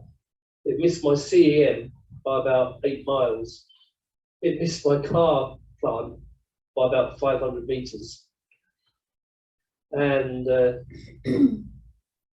it was down for 1 week, the whole supply chain. And that was great resilience, because when you looked at Bowling Green and you saw wood everywhere, buildings everywhere, fortunately not many people died, and it's very sad that there was casualties, but it was, I can't overemphasize to people, you need to understand your supply chain in these critical times, because people in the electronics industry, it started really just before COVID with a massive fire in Japan that took out a pistol factory, and they do other things as well. It's labelled as a pistol factory, but it manufactures so many start parts to so many different silicon chips. It's that importance of understanding where the pinch points are going to be coming from. And 2 years down the line, the problem you have is cupboards are bare. So to answer your question, are they using it as an excuse? No, I think it's a fair excuse, and you have to. I think one of the big positives from 21 is that you kind of have to ditch email and start talking. And it's something that is a generational thing. Some people of a certain generation prefer social media, they prefer emails, and people of a different generation prefer talking. And it's extremely important to talk. Without going into too much detail, I sat there one evening, because you also have to work really long days, because you've got to be, multifaceted with the world. And on my computer screen, I think I had something like, it's like 12 VPs across different organisations and elements of building my one little silicon chip, and about equally number of people who were VPs. There's like 32 people on this screen, and they're like scratching their head, can't be done, can't be done. And then after the third meeting, it was like, it can be done. We found a solution, and that's from talking and talking. And you have to talk the problems through. Sometimes there is no answer. Sometimes you have to go through the redesign. And sometimes you have to wait for the wave to sail through and the ship to sail, and wait your turn. But it's no, I don't think they're using it unfairly. I'm sure some people do, but I think in the main, I think it's been probably a fair reflection once you start talking to people and understanding people. And that's why I've come back to my earlier speech, is that 21, 22, and 23 is going to be about people. It's going to be about how you get people to do the impossible. And it's not just like biffing somebody to replace somebody else, but it's like how do you change your processes, the way you work? Does it have to go on a boat that ends up in LA Harbour? It's all those things. And one of the great things is that our major US automotive company has taught me a lot, and we've taught them a lot as well. So it comes then down to this gatekeeper thing, because most organisations are very proud and they like to not share everything. But the best results I've had in 21 and into 22 is where people drop the gatekeeper and share and work together and become, rather than a master slave or vendor customer, it is that horrid word that they use in supply chain partnership. And I think I could label, you know, 2 organisations as true partners that have come through this journey and experience, and then you've got a whole plethora of people who are still, you know, still in the days of, you know, master slave type scenario, and they're the ones who don't succeed, and we struggle with the most. And it's trying to break down this culture. So no, yeah, I get frustrated by all the force majeure, Simon. it's a horrible word. All about communication, Nigel. It's you know, and you know, your first gut reaction is if you see the force majeure, you should issue a force majeure, but you don't.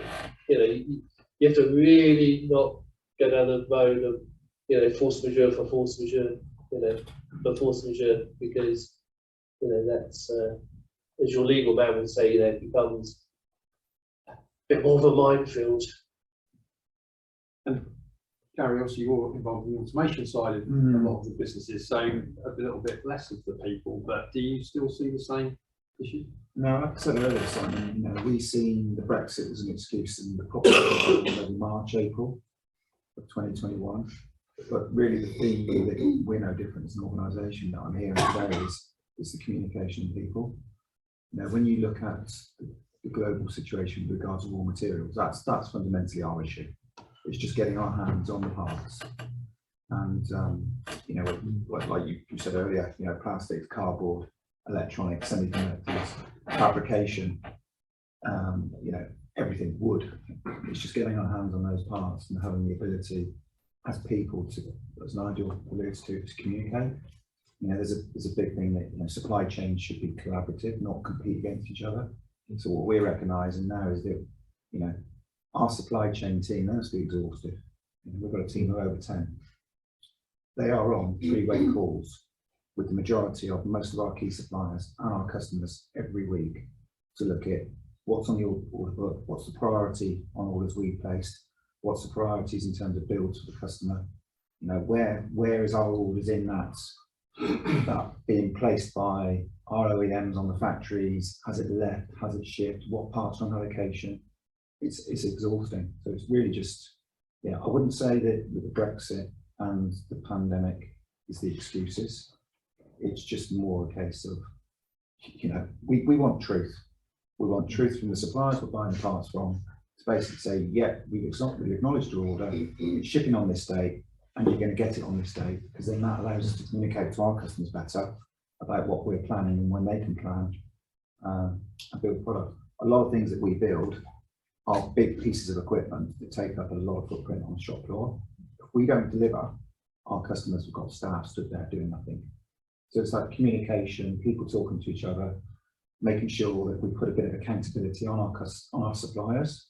So include them in those calls. You know, accountability is a big thing. Hold them accountable for accepting your order and for delivering on it. And if they can, how do we work together to make sure we at least get something? We're being told today that we may have a package arriving next Wednesday. We've got the tracking number. We get a call Tuesday night to say, yeah, it's now 12 weeks. How can you say it's 12 weeks when last week you told us it's shipped? And then we plan for 12 weeks, 2 weeks go by, and our stores guys might call up to purchase and guess what? That package is arrived. It's just so fragmented. So no, not people, not Brexit or the pandemic. I think it's just the availability of the parts. And Rob, sort of mitigation process, you mentioned a little bit about sort of designing some sort of obsolescence control and that kind of thing. Is there anything else that you're doing now from a design point of view to help? Yeah, so we're trying to use a lot of electronic PCBs and things like that. You've got some standard sort of blocks that you're going to use, and you're always going to have some kind of power supply and things like that on there. So we're basically looking at things like, can we use a standard sort of at least test point pattern around it? So let's say a particular chip is not available, it's much easier for us to basically just put a filter ball on there to replace it and things like that, which we wouldn't have done before, because it would have just been, I'm going to be able to buy that buck regulator for the next 10 years. It says on their website that I will, so why wouldn't I be able to? So strategies around that, looking at upfront a lot more around, right, if I use, for instance, that MCU, I can also use these 5 or 6 other MCUs. They can all drop into the same footprint with minimal other changes, or hopefully no changes required to make it work. So I think, yeah, designing defensively a lot more, which obviously does up the development cost a bit compared to if we weren't, but as our clients have all seen the effects of not having that in place. So we explain that to them, they're valuing it more than they probably would have before the pandemic. If we'd have suggested these kind of things, they would have gone, well, it's not going to happen, you know.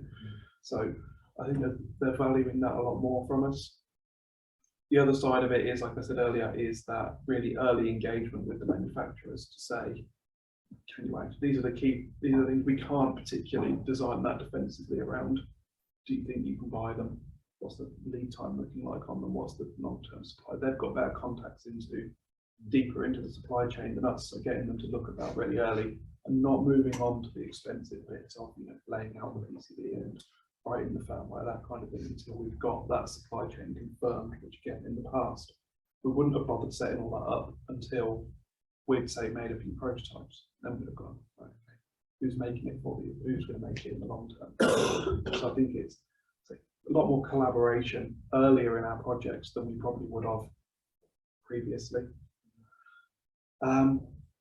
Yeah, and just generally a lot more communication up and down, so between our clients down to the manufacturers and through the supply chains. I mean, I think, let's say we were talking about, you were saying earlier about the excuses and things, that people using it as an excuse, and I've generally found that most people have kind of become a lot more open, a lot more honest with exposing what their problems are. I think the biggest problems I've had is with a lot more of the perhaps larger distributors of electronic components especially, and really large manufacturers were a lot more stuck in their ways and a lot more resistant to actually being a bit more agile and changing a bit. I think generally I've seen that your SMEs have been really agile and adjusted to it really quickly, whereas don't say some of these bigger companies, that it's taken them a long time to basically get the point that, especially with some, we don't believe your timescales anymore. We don't trust you anymore. And I think that's the key thing, is that you lost trust in them. And once you've lost that trust, it's, you know, you can't carry on with them. You know, people also, you know, business and things like that is, you know, people talk about how it's about money. It's not, it's about people, it's about trust. And once that's gone, it doesn't kind of matter what the money is. If you don't trust them, you can't work with them, even if they are slightly cheaper or better set up to do the job. And I think that's the problem, is some we've lost trust in some people, whereas other companies have really adapted to a changing climate and worked with, feel like they're partners. And I think that's probably one of the key things that I've. And the question to you, Wayne, at RML, what have we done to mitigate some of these issues and make sure you deliver the projects unsolved that are cleared that are too quick? I'm glad you recorded that. No, exactly.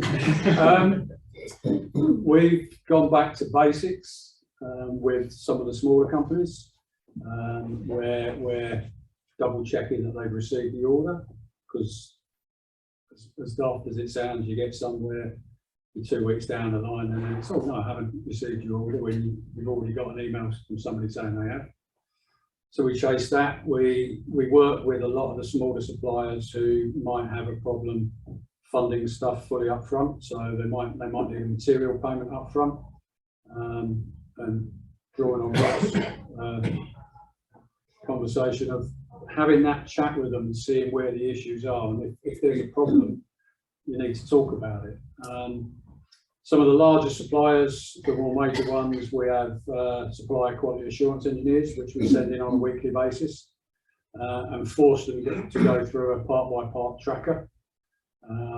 Because despite the fact that you're having conversations and correspondence through the week, it's amazing how many times you turn up there and find out that what you're being told doesn't actually correspond to what's on the tracker. So you're then trying to, I guess, again, saying from what Rob's saying is, you're starting to feel a little bit of mistrust, and you need to go in and check it for yourselves. Obviously, with the size of the supply base, you can't do that with everybody, but you've got to try and make sure that you're covering the ones that really will kill you if there's a problem. And it's trying to get through that amount of phone calls and chasing up and getting to the point where if you're not getting an answer, to me, that's a red flag. If you're not hearing an answer, somebody's not responding to your expediter who's chasing up, and I'm pushing them now to say, right, well, I want a weekly list, colour coded. These are the ones that are giving you the answers. These are the ones that say they're going to come back to you. You're not sure. These are the ones who are definitely not coming back. And then it's the personal bit of picking the phone up, because unfortunately, if the lady picks the phone up expediting, hi, I'm here from RML, can you tell me where my order is? You tend to find that you've got certain suppliers don't answer the phone after a while once they get used to the number, where thankfully there's a bit of a change when it's right, I'm in a purchasing and I want an answer, I want somebody on the call. And again, once you get to that stage, you then start finding that you can get things fixed. But it comes down again to being, as these guys have said, engaging with the supplier, communicating what you want, and having the dialogue. Trying not to treat them like they're an external supplier, but what I would say is treat them as a remote manufacturing facility that's part of your company, and try and work with them that way. Sometimes it works, thankfully, sometimes it doesn't, and then you have to escalate things and maybe take a different avenue. But to try and have that ability to talk in the first place is of paramount importance. And Mike, what you've been doing with government, etc. as well, are you seeing any action from There is. What we've got to then do is, rather than looking at us and John and Alan and others earlier, is we've got to stop plugging leaks with a cork. We've got to look at what worked, what were those knee-jerk reactions or temporary fixes, and actually look at whether those temporary fixes could be taken over to the future. I know I keep talking about the logistics from the point of view of how to get it to your doorstep, because that's so important. Your manufacturers, your suppliers can be ready, and then the end delivery doesn't get there. What an own goal that we often create by components going all around the world, ending at the continent, and then not being able to get into England or into the UK or back again. We've got that with Ireland at the moment. We've got this introduction now coming of the checks that they're expecting to happen at Dover again. For every 2 minutes that a driver is held up showing over documentation can create the 20-30 mile tailback on the M20. That's an absolute faux pas. Government are, however, and have over the last couple of years looked at those short-term fixes. We now have to work with them to look at a way of introducing those schemes going forward. Less red tape, making it more effective for compliant operators, compliant logistics operators to be regulated. You have something called earned recognition, which is an electronic system, so DVSA can monitor companies remotely rather than going in. That's less vehicles being stopped on the road, but you don't need a vehicle that can only travel for 4.5 hours without a break being stopped at an enforcement site, losing 2 hours. That 2 hours could make a difference. Even aside manufactured goods, there's also perishable goods. So it's saying to the government, what have we learned over the last couple of years? What could we take forward? Improvements in relation to accessibility to the driving test, the government levies that can be given to support drivers into what they're doing. Because that, if that stops, whether it be on the M20 or it stops on the M6 or there's a fuel shortage, everything stops. So I've certainly been talking to Traffic Commission, has been working extremely hard in relation to getting across the industry feelings. Various organisations, we've got the CILT, of course, Logistics UK, RHA, lots of groups, and coming together to get that voice known. What we have to do, and I certainly do with my team, is getting across to those officers and government officials that we work with to explain the daily pressures that are going on and make it easier for the compliant operator. There is a consultation, or it's about to close, in relation to transformation of future mobility, where the government are committed to working with innovative businesses, autonomous connective network, which I know is hugely central here. I was last speaking here a few years ago at a live event in relation to connectivity and autonomous vehicles, and look how far we've come, look how far the industries around here have come. So the government are giving very clear assurances, and the Law Commission, to make sure the law is keeping up with the excellent work that innovative businesses are creating, but not then hitting a brick wall due to too much regulatory compliance. We've got to work with compliant operators and make sure that they're concentrating their efforts on that. And there's no point asking drivers to leave their trucks and to walk over and get in a queue and to go back to their trucks where there might be a risk of all sorts of attacks on their vehicles. We've got to make it streamlined and get up to speed with modern technology. That's certainly where a lot of the industries around here come into their fore. I think there's generally opportunity to get behind it. Just as a point from a contractual point of view, you're being told, of course, by suppliers we may not or be delayed. It can be very easy to link into blogs such as the Moving On blog of the government on transport. It will give updates as to what's coming in the future, what may be happening. So although your logistics suppliers may not tell you, you can see some trigger dates coming in the future where you think, well, hang on, that's coming in May. There's a change to the driving test regime there. I wonder if that will slow my system down. So there's some sort of easy fixes or easy ways of looking ahead and forecasting, thinking, I think that month's going to be a problem, or that's going to be a problem. But there are some green shoots, all based on the fact that government, DVSA officials and other regulatory bodies have identified the major pressures that are going on in those workplaces. And we have to have a collective voice for them to be able to understand that. There's a long way from offices in Whitehall to being in a 44-ton truck in Dover, and we've got to make sure that that's connected. Nigel, obviously you mentioned about especially with chip manufacturing and it going around several transport routes and countries. Have you done anything generally to reshore any of your supply chain and get it here in the UK?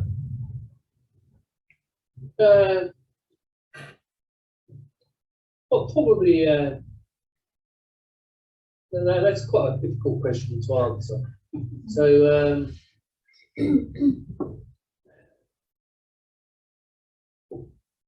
the areas of what we've tried to do is to shore up the other curveballs that may come our way. So we've invested in a leading third-party piece of software that tells us about silicon availability, obsolescence life cycle, and that's shared with all the engineers. So we're kind of trying to do risk management, and one of the things that I would thoroughly recommend to everybody is, if you haven't got a risk register in your company, have a risk register that is shared, within your senior leadership teams, because it comes back to that gatekeeping. You can't afford to keep things under the pedals. So you do need to have that risk register in place. You do need, we have found by using third-party tools, we can get a better view of what's happening in the world. The logistics, apart from a little bit of problem at LA Port, we've not really been hampered, because most companies are, who do semiconductors, and they'll move, fly by airplane. And yes, there's been instances where there hasn't been enough, space on a plane for a day or two, but it's not been over exaggerated really. So, not had any problems in the Suez canals. We've not had problems with Chinese ports closing and all the rest of it. We're quite fortunate being a small, low weight, high value, commodity market where airplanes are affordable, and logistically available. And all of my stuff that gets shipped to Germany by road, not had a problem.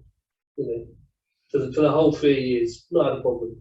The driver turns up the next day, they get into your EDI system, the man turns up as he says he's going to turn up, and it gets to Germany within the allotted time. So, you know, apart from that company that starts with U and ends in S, we've got something in the middle. I've really not had any logistics problems. And we just don't use the company with U and S and something else. You know, so they are no longer, you know, yeah. All of my suppliers know they're not allowed to use that company because you just got fed up with them. So they're gone. You really don't like them, do you? That's why I don't like them. You can't talk to them. It's not you can't like them because they don't communicate. Try Hermes, they're even better. So it comes down to frustrations, doesn't it? So I am not a person who likes to go from a frying pan to a frying pan. You know, if I'm in a frying pan with it's like what the other speaker said is that whoever manufactures my stuff, it is an extension to my manufacturing. They're not a vendor. They're part of my manufacturing. So you know, when I listen to the metal basher down in the West Country explaining that he has to remove his night shift because of COVID, you have to work well with them. You have to reallocate what resource it does have. But it's yeah, we've been blessed so far on transport, and it's yeah, it's I've not had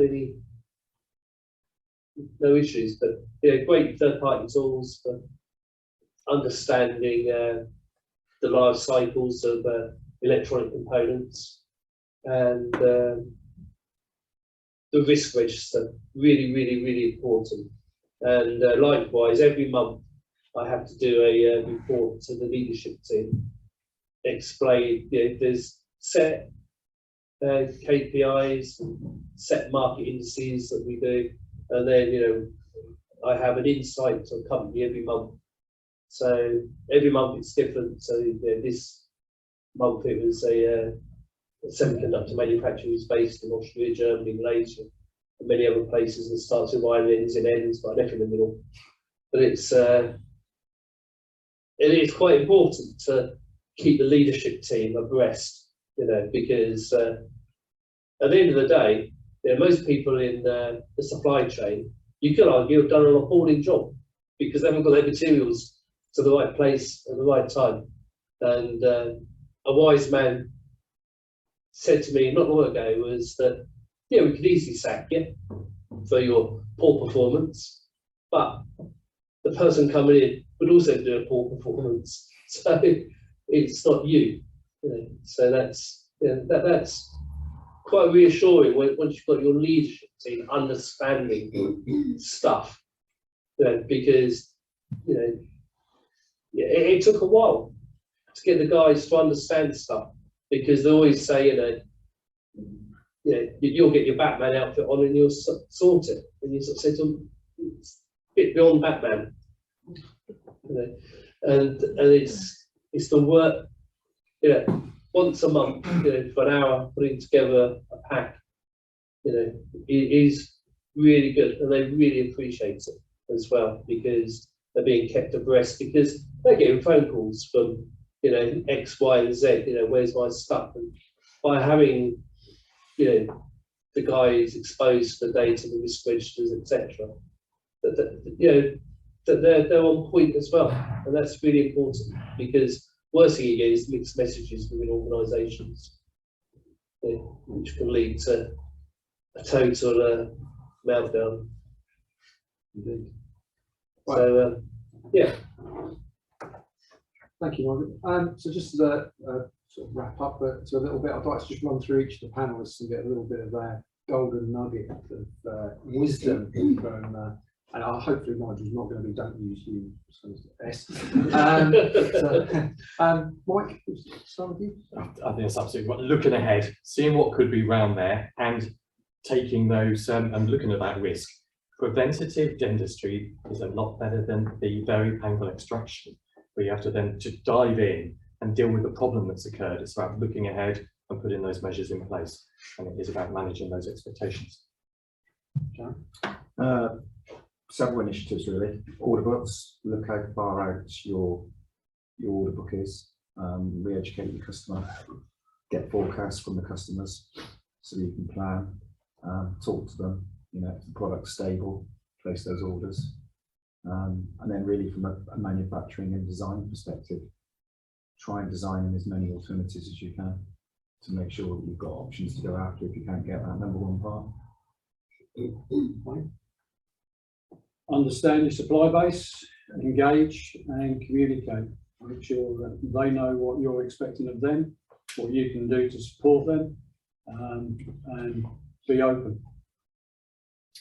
Well, communicate up and down, so you've got, you know, communicate well with your client, communicate with suppliers, make sure you're all on the same page. Build that trust, I think, is probably one of the key things. And defensive design, you know, people explain to your client why they're paying a bit more than they probably would have a couple of years ago, and the benefit they're going to get for it. Generally, people don't mind paying a bit more. It's value for money. I think that's why I was trying to say it's value for money. Nigel, over to you. Yeah, understand 2013-14, and really, really important, have your leadership team on side and always understand the managing directors of your suppliers, and do send thank you emails to the managing directors of those organisations, highlighting what people have done, you know, beyond the norm. So, you know, make sure that, you know, like somebody else said, it's an extension of your manufacturing, and say thank you. Thank you, Nigel. Yeah. So I'd like to, if possible, we can open it up to the floor now for any questions. Have we got online questions coming in as well, Ben? They should be texted through to me if everything works the way it should do. Cool. So let's see. So I'll open up to the floor first, but any questions to the panel? Yeah, no, thank you. I've really enjoyed that panel discussion. As a waste manager with a fleet of about 80, obviously Mike's comments in regards to where driver shortages hits home, and the retiring fleet, you know, driving force, and not being able to sort of perhaps recoup from that quicker is something we still suffer with. I just wonder if it's something which is born out of attractiveness. If I'm old enough that if you would have asked me as a young lad what I wanted to be when I grew up, I'd probably turn around and say, I want to be a bus driver. I want to be a lorry driver, a train driver, or an astronaut, depending on how I felt. Whereas if you ask my sons now, of a similar age, what they want to be, it's normally they want to be a YouTuber, a reality TV star, or a TikTok influencer. And I wonder how we can battle against that. You couldn't be, you're absolutely right. What I would say is I wish we could get more lorries into colleges and schools for people to get on the top of a Mercedes or a Scania or an Iveco lorry, because they're absolutely fantastic to be in. What people have got to do is start using the language. That's a professional job. It's highly regulated. You're doing a certain amount of hours. It's a responsible job, and the public should respect you. We have a big problem in the UK, which is in relation, in my opinion, to service stations, inadequate facilities, charging people to sleep overnight. Those are aspects that need to change. We currently have only I think it's about 1.5% now of the driver workforce, which is about 300,000, are female drivers. Now, we have to make the job, it's not about male or female, but why is that? We've got to make it safer, more accessible for everybody. It doesn't matter what sex you are. We've got to make it more attractive from that point of view. Actually, they're well trained. You are, the wages at the moment for drivers are high. That has caused a bit of a problem itself with driver shortage, bizarrely, with people moving. So a company invests in their driver, they get them trained, and then they get poached by a large company to say, we'll give you 5,000 to come and drive for us. I think that was wrong. Personally, for certain large companies to say, come to us, we'll give you a £5,000 joining bonus, that just created even more difficulties. It's highly compliant and a professional job, and we need to get that across, that it's actually an appreciated role. Ultimately, and I mean this sincerely, it's too late for me to change direction now after my career, but if I did, I'd very much enjoy being my own boss and behind a lorry and perhaps driving onto the continent. But people don't want to be hit with a stick. so many rules, so many regulations, and be fearful of those, but actually see those as a way of a decent well-being. Really important in the workplace. We talk about saying thank you. When I've spoken to drivers up and down the country, what really wants to keep them there? They like it when their boss, as you alluded to, actually says you've done a good job today, or thanks for doing your 9 hours today. How are you? How's your family? Talking to them about welfare. Money, of course, always ranks highly with anybody in a job. And second to that is actually going on the journey with their company and feeling that they belong with it. Hopefully, we can get that into the grassroots and to really get across to people that it's actually a very worthwhile industry to be in. Yeah, can I just add something to Mike? Thanks. Yeah, That's already a question. I think one thing that you inadvertently have done that's actually made a big difference is what Nigel raised about understanding supply chain. I think too often the supply chains, it's not visible, it's easy. I think it's been considered to be a profession of low skill, not important. A few days at the bot, 10, 20, so it becomes important. Now, as a logistics service provider, and I've done it for 25 years, working with, as the provider, you're the goalkeeper.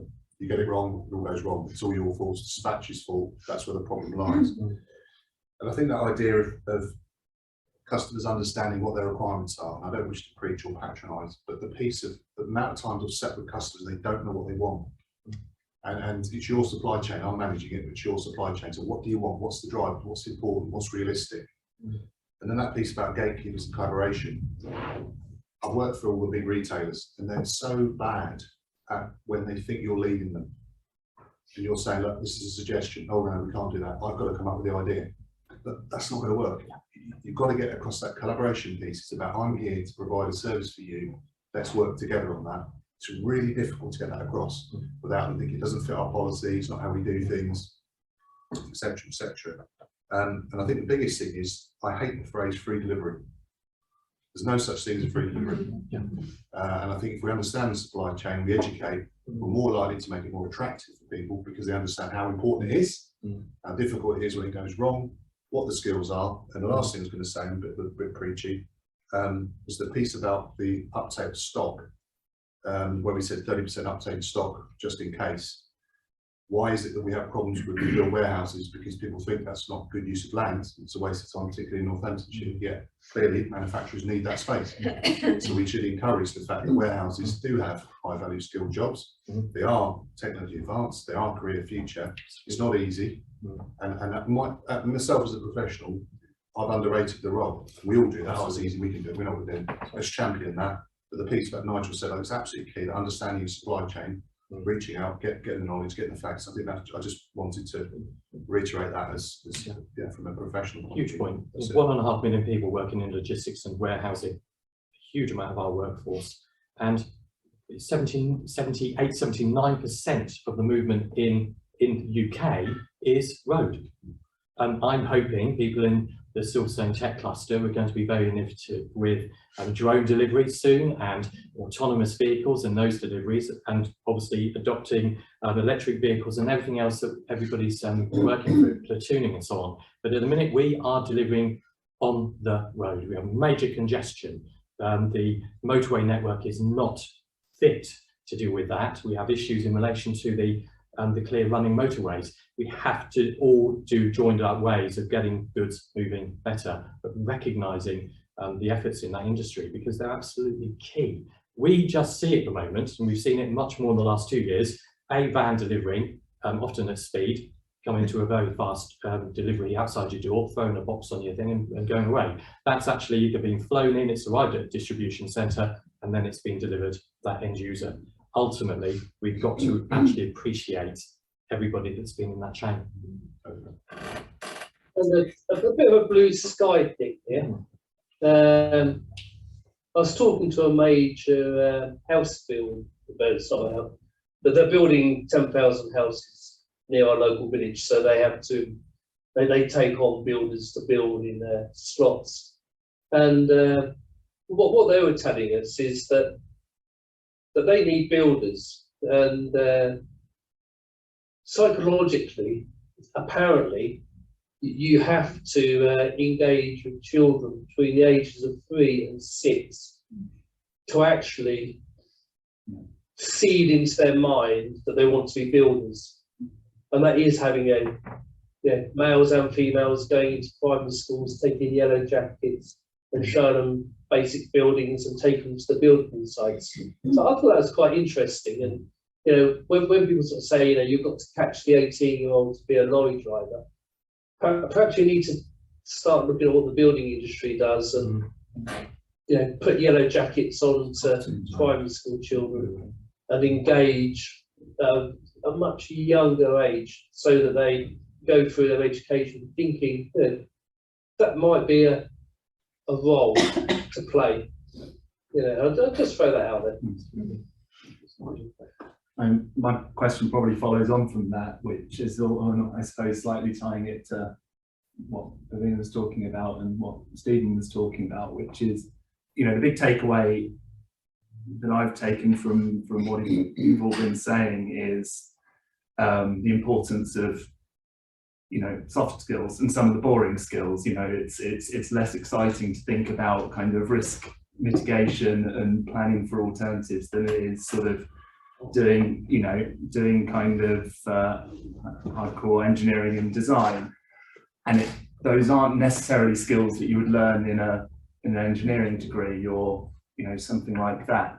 Now it sounds like you guys have been able to find those skills within your companies, the ability to kind of build partnerships, the ability to kind of communicate well, the ability to forward plan and come up with alternatives. But you've also mentioned that there are other businesses that are struggling to get out of the mindset of, well, I order this, it arrives then, and if it doesn't arrive then I'm angry with whoever's supplying it. And I suppose my question for all of you is, one, where should those skills be developed, and are they being developed sufficiently at the moment in the way that we can bring people through? And also within your own organisations, did you find those skills just because you happen to have people within your organisations who naturally have them? Is it something that had to be developed? How does that process come to work? Well, I could say from part of my experience, we actively take on quite a lot of new graduates, and they've mostly done electronic engineering degrees. And one of the things that we really did find was that really smart people, they know a lot, but those soft skills, like you were saying, were sometimes quite lacking. And they also couldn't understand. One thing we found was understanding that different people need to be communicated with in different ways, and that doesn't mean that they're being rude or offensive, or they just don't communicate the same as you do. And teaching people to appreciate that. So we actually bring in an external trainer who does special sessions with them when they first start to go through this sort of understanding different people's ways of communicating, different people's motivations, and then learning how to communicate with them. I think that one of the massive changes that we saw was when they're new graduates, they're not dealing with the clients and the suppliers quite as much, but how much their improvement in their communication with the senior management suddenly, because they understood how to communicate with them, and so suddenly the senior management also stopped doing what they're actually doing, how are they spending, because they could actually talk to them and could understand each other as what their motivations were and where they were coming from. And as I say, we found that the value that adds was so important to getting the graduates feeling more confident and integrating into the business and talking to our clients. How easy was it to get the ROI on that? Because that's not necessarily straight away a tangible outcome. When you talk about technical skills, I think there's a view that there's a tangible. It's easy to measure, isn't it? What was that area? Within the business, what was the journey for the sale of that? If you don't mind me asking. Well, I think we just most of the people there are obviously a bit older, even a bit older than me. So, talking on the phone and things like that was perfectly normal to them. And they'd also been in business a long time. So I think there was also an element of these people that were coming in as new graduates. I think there was an element of, they're basically children, aren't they? Why are they? And so there was there was a change of mindset from both sides, to be honest. It was not just the graduates that needed to learn some new skills. Some of the older senior management needed to basically realise that they were at fault as well in some of the things that they were doing. But I think it was basically noticing that there was this clash of communication first of all, that they just weren't getting each other. And it was like, there was kind of an element where I was in the middle, because I was younger than the senior management, I was older than the individuals. They're doing what you're asking them to do, just you're not seeing it. So there wasn't, we brought someone in then who basically looked at it from a sort of he works a bit of a mentor and a coach with them. We initially did some, and he did work with the senior engineers as well to basically get us to understand how, not even millennials now, are they? What are we on now? Gen Z, yeah. Gen Z. Yeah, what they expect from work as well, because there is that, you know, you look at it, like I look at our MD and a couple of the other things, you know, they obviously were started working in sort of the 80s, but there was a very different attitude to what work and life balance and things like that were very different. And so it was sort of getting those thoughts and stuff aligned, but bringing someone in external as well, I think also gave it a much sort of detached perspective from it. You didn't have the baggage to go with it. It was very much, it wasn't a you're right, you're wrong. It was very much they had a complete fresh look at it. And so there wasn't it wasn't you've got to change. It was actually we all want the same thing from this. Yeah, I say it's very much a coaching sort of thing that he's gone through with them, and they all have a set thing they go through. Then they have some one-on-one sessions as well, where they work through stuff that's specific to them as well. And one of the things that we do with them is how to talk on the phone, because most of them can't. Most of them, when the phone rings, don't hide. This is a phone, not an actor. Yeah. It's a good question. Yeah, and I think the one of the other areas when recruiting people is that you have to be open and honest and talk about the culture of your organisation to make sure that the person that you're interviewing understands the culture they're joining, because they may have a different outlook on culture. So, yeah, our CEO always now suggesting that we always bring up, what kind of culture do you enjoy? This is the culture we are, and make sure that there's a fit at the early stages. And as an organisation, it's really quite important to have that culture. So we have core values on our wall, and they're generated by a random 12 people from the organisation who sit down with HR, and they came up with their core values. It's a bottom-up core value technique, and we try to work to those core values. So it's important that if you're going down a path, at least 3/4 of the organisation is on the same path. What you don't want to do is have everybody then spread across the fields and one person going up a path. What I was going to say to answer your question is that you only know what you know. We're a business of 54 years, and we thought we knew everything. The last 2 years has taught us to totally adapt, whether it be home working, the demographic of your workforce, how they want to work, working with companies like the STC, sharing and growth, working with business transformation coaches that come in, parachute people into your business.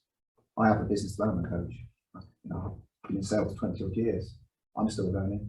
We've got a purchasing coach. We've got a CEO coach, just to give you different ideas about how other businesses out there are adapting and working.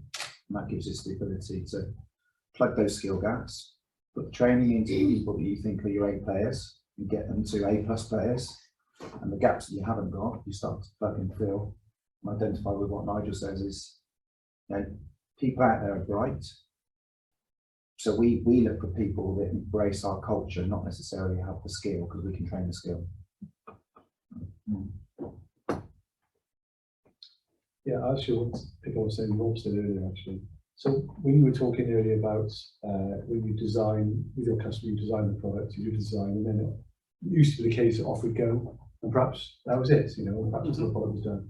And now you obviously get involved a lot more in some of the communication, perhaps between the manufacturer and your end customer. I mean, how much more time does that take up? And is that something that you now offer almost as a service, to facilitate the whole process more. You're more to, I would say not consultancy in a way, but it adds more of a consultancy role into your business. Well, we always tried to work as more of a service company than say sort of just a product design company. So there was a fair few of our clients who they basically sign up to be with us on a sort of a monthly support agreement. So again, we basically become their electronics department because their product needs electronics, but it's not the core of it. So we effectively become their electronics department.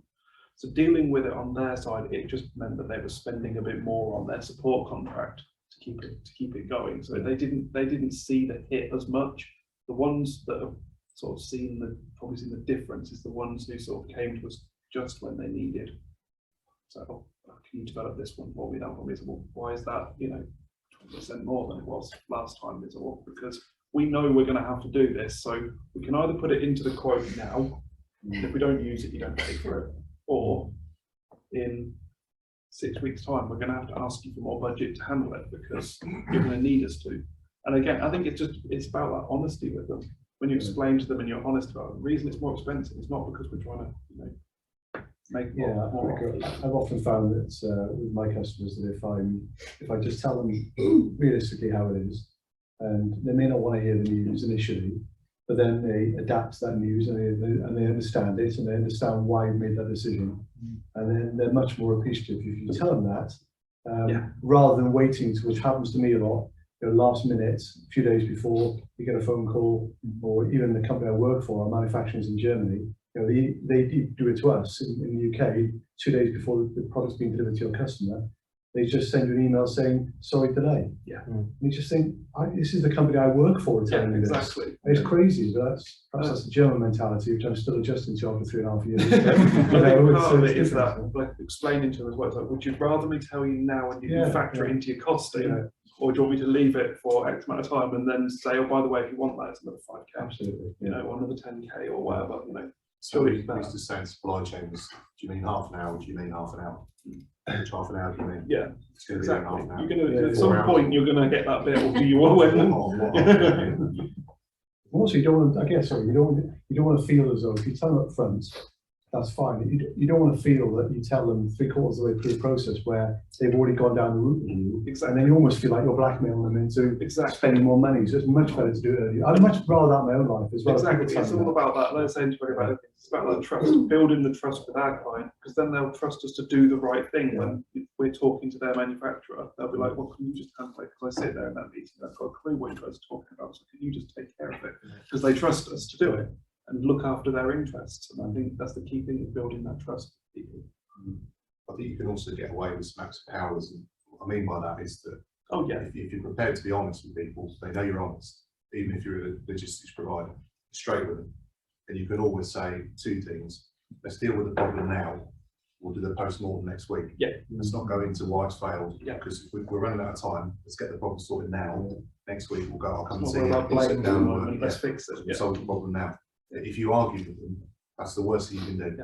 Argue, no, we messed up here, so let's take it on the chin, sort it, and we'll come back to what happened later. That's really important.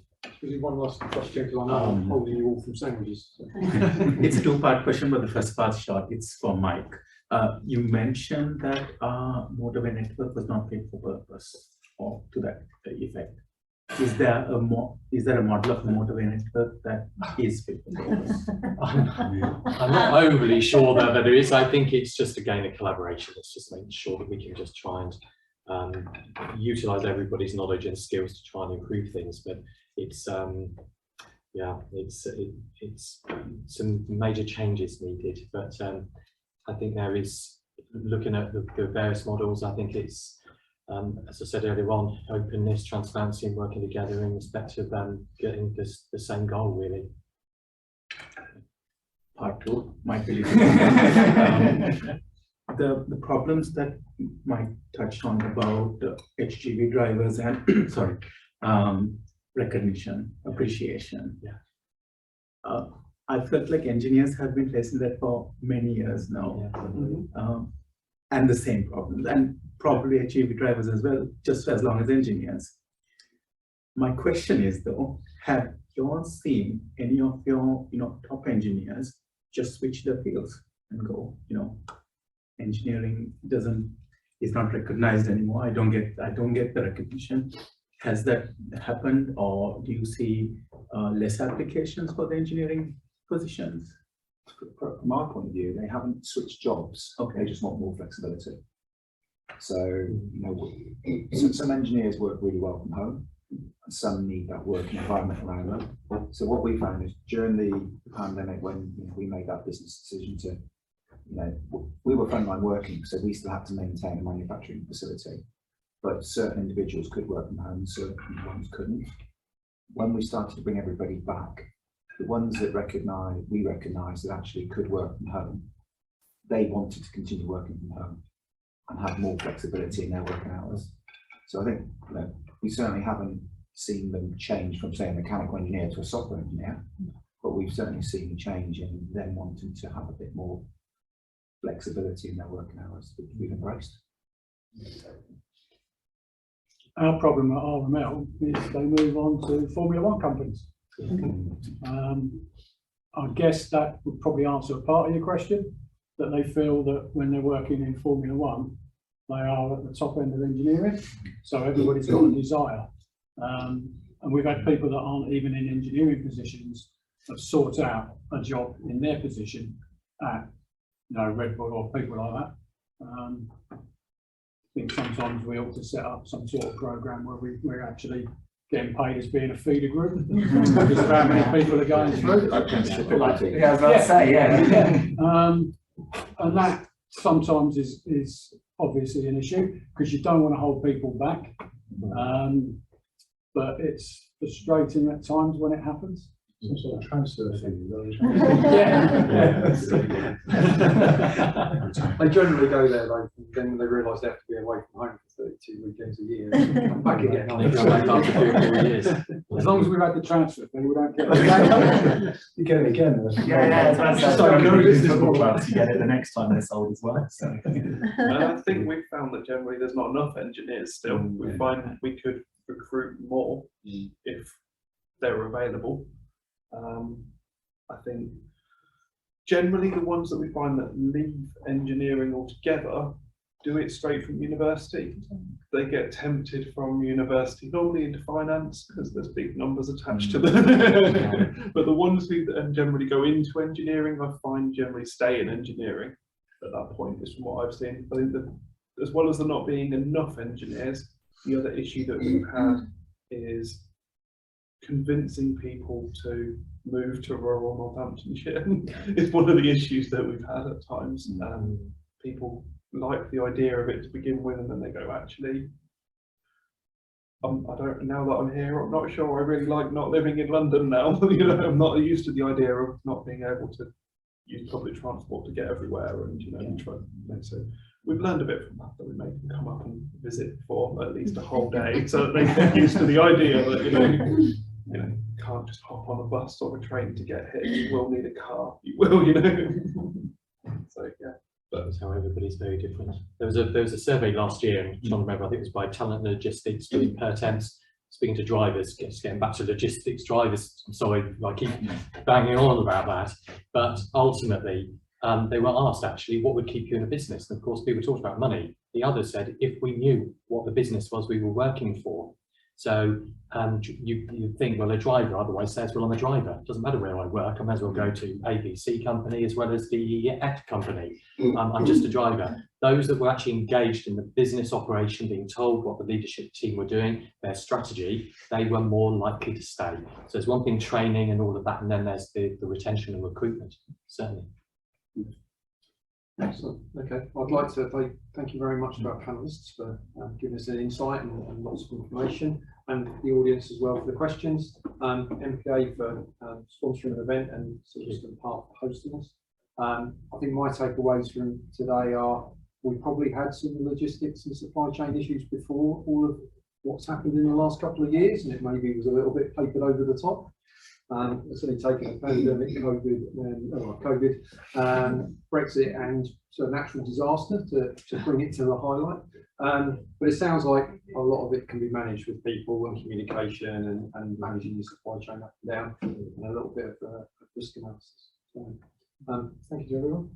Thank you. Thank you. Right, that leaves me to just close the event. So again, thank you very much to our panelists. Thank you for the speakers for being as well. Obviously, thank you all for being here and for joining in. So we're about to kick off with lunch, but as my mum always used to say, only the sun comes up for free. So in order to enable you to have your lunch, could you all please scan our little QR code and fill in the little questionnaire. It's a feedback questionnaire on the event to give us an idea of what you made of the event, but also to give us some guidance on what you want for future events and things. And talking about future events, and I'm actually really pleased that we talked about culture and people and things. So on March 17, we have a digital and advanced manufacturing special interest group event that's going to look at sort of cultural changes, how the pandemic has affected the company culture, how do you maintain a team when some of your team is working from home, and all of that sort of good stuff. I'm already aware of some of the speakers that will have at that event, and it's looking very exciting. So please have a look at our website, where you'll obviously see our events, and please do sign up for that. Obviously, as a member, it's free. And as a non-member, it's really good value, so please do sign up.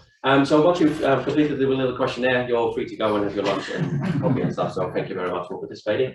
And if I can ask the panelists, please do stay in place, and for Bhavina to join for the picture, Simon, you as well, please. Then that's it. Fill in the questionnaire, and Thanks, Pete. what's that?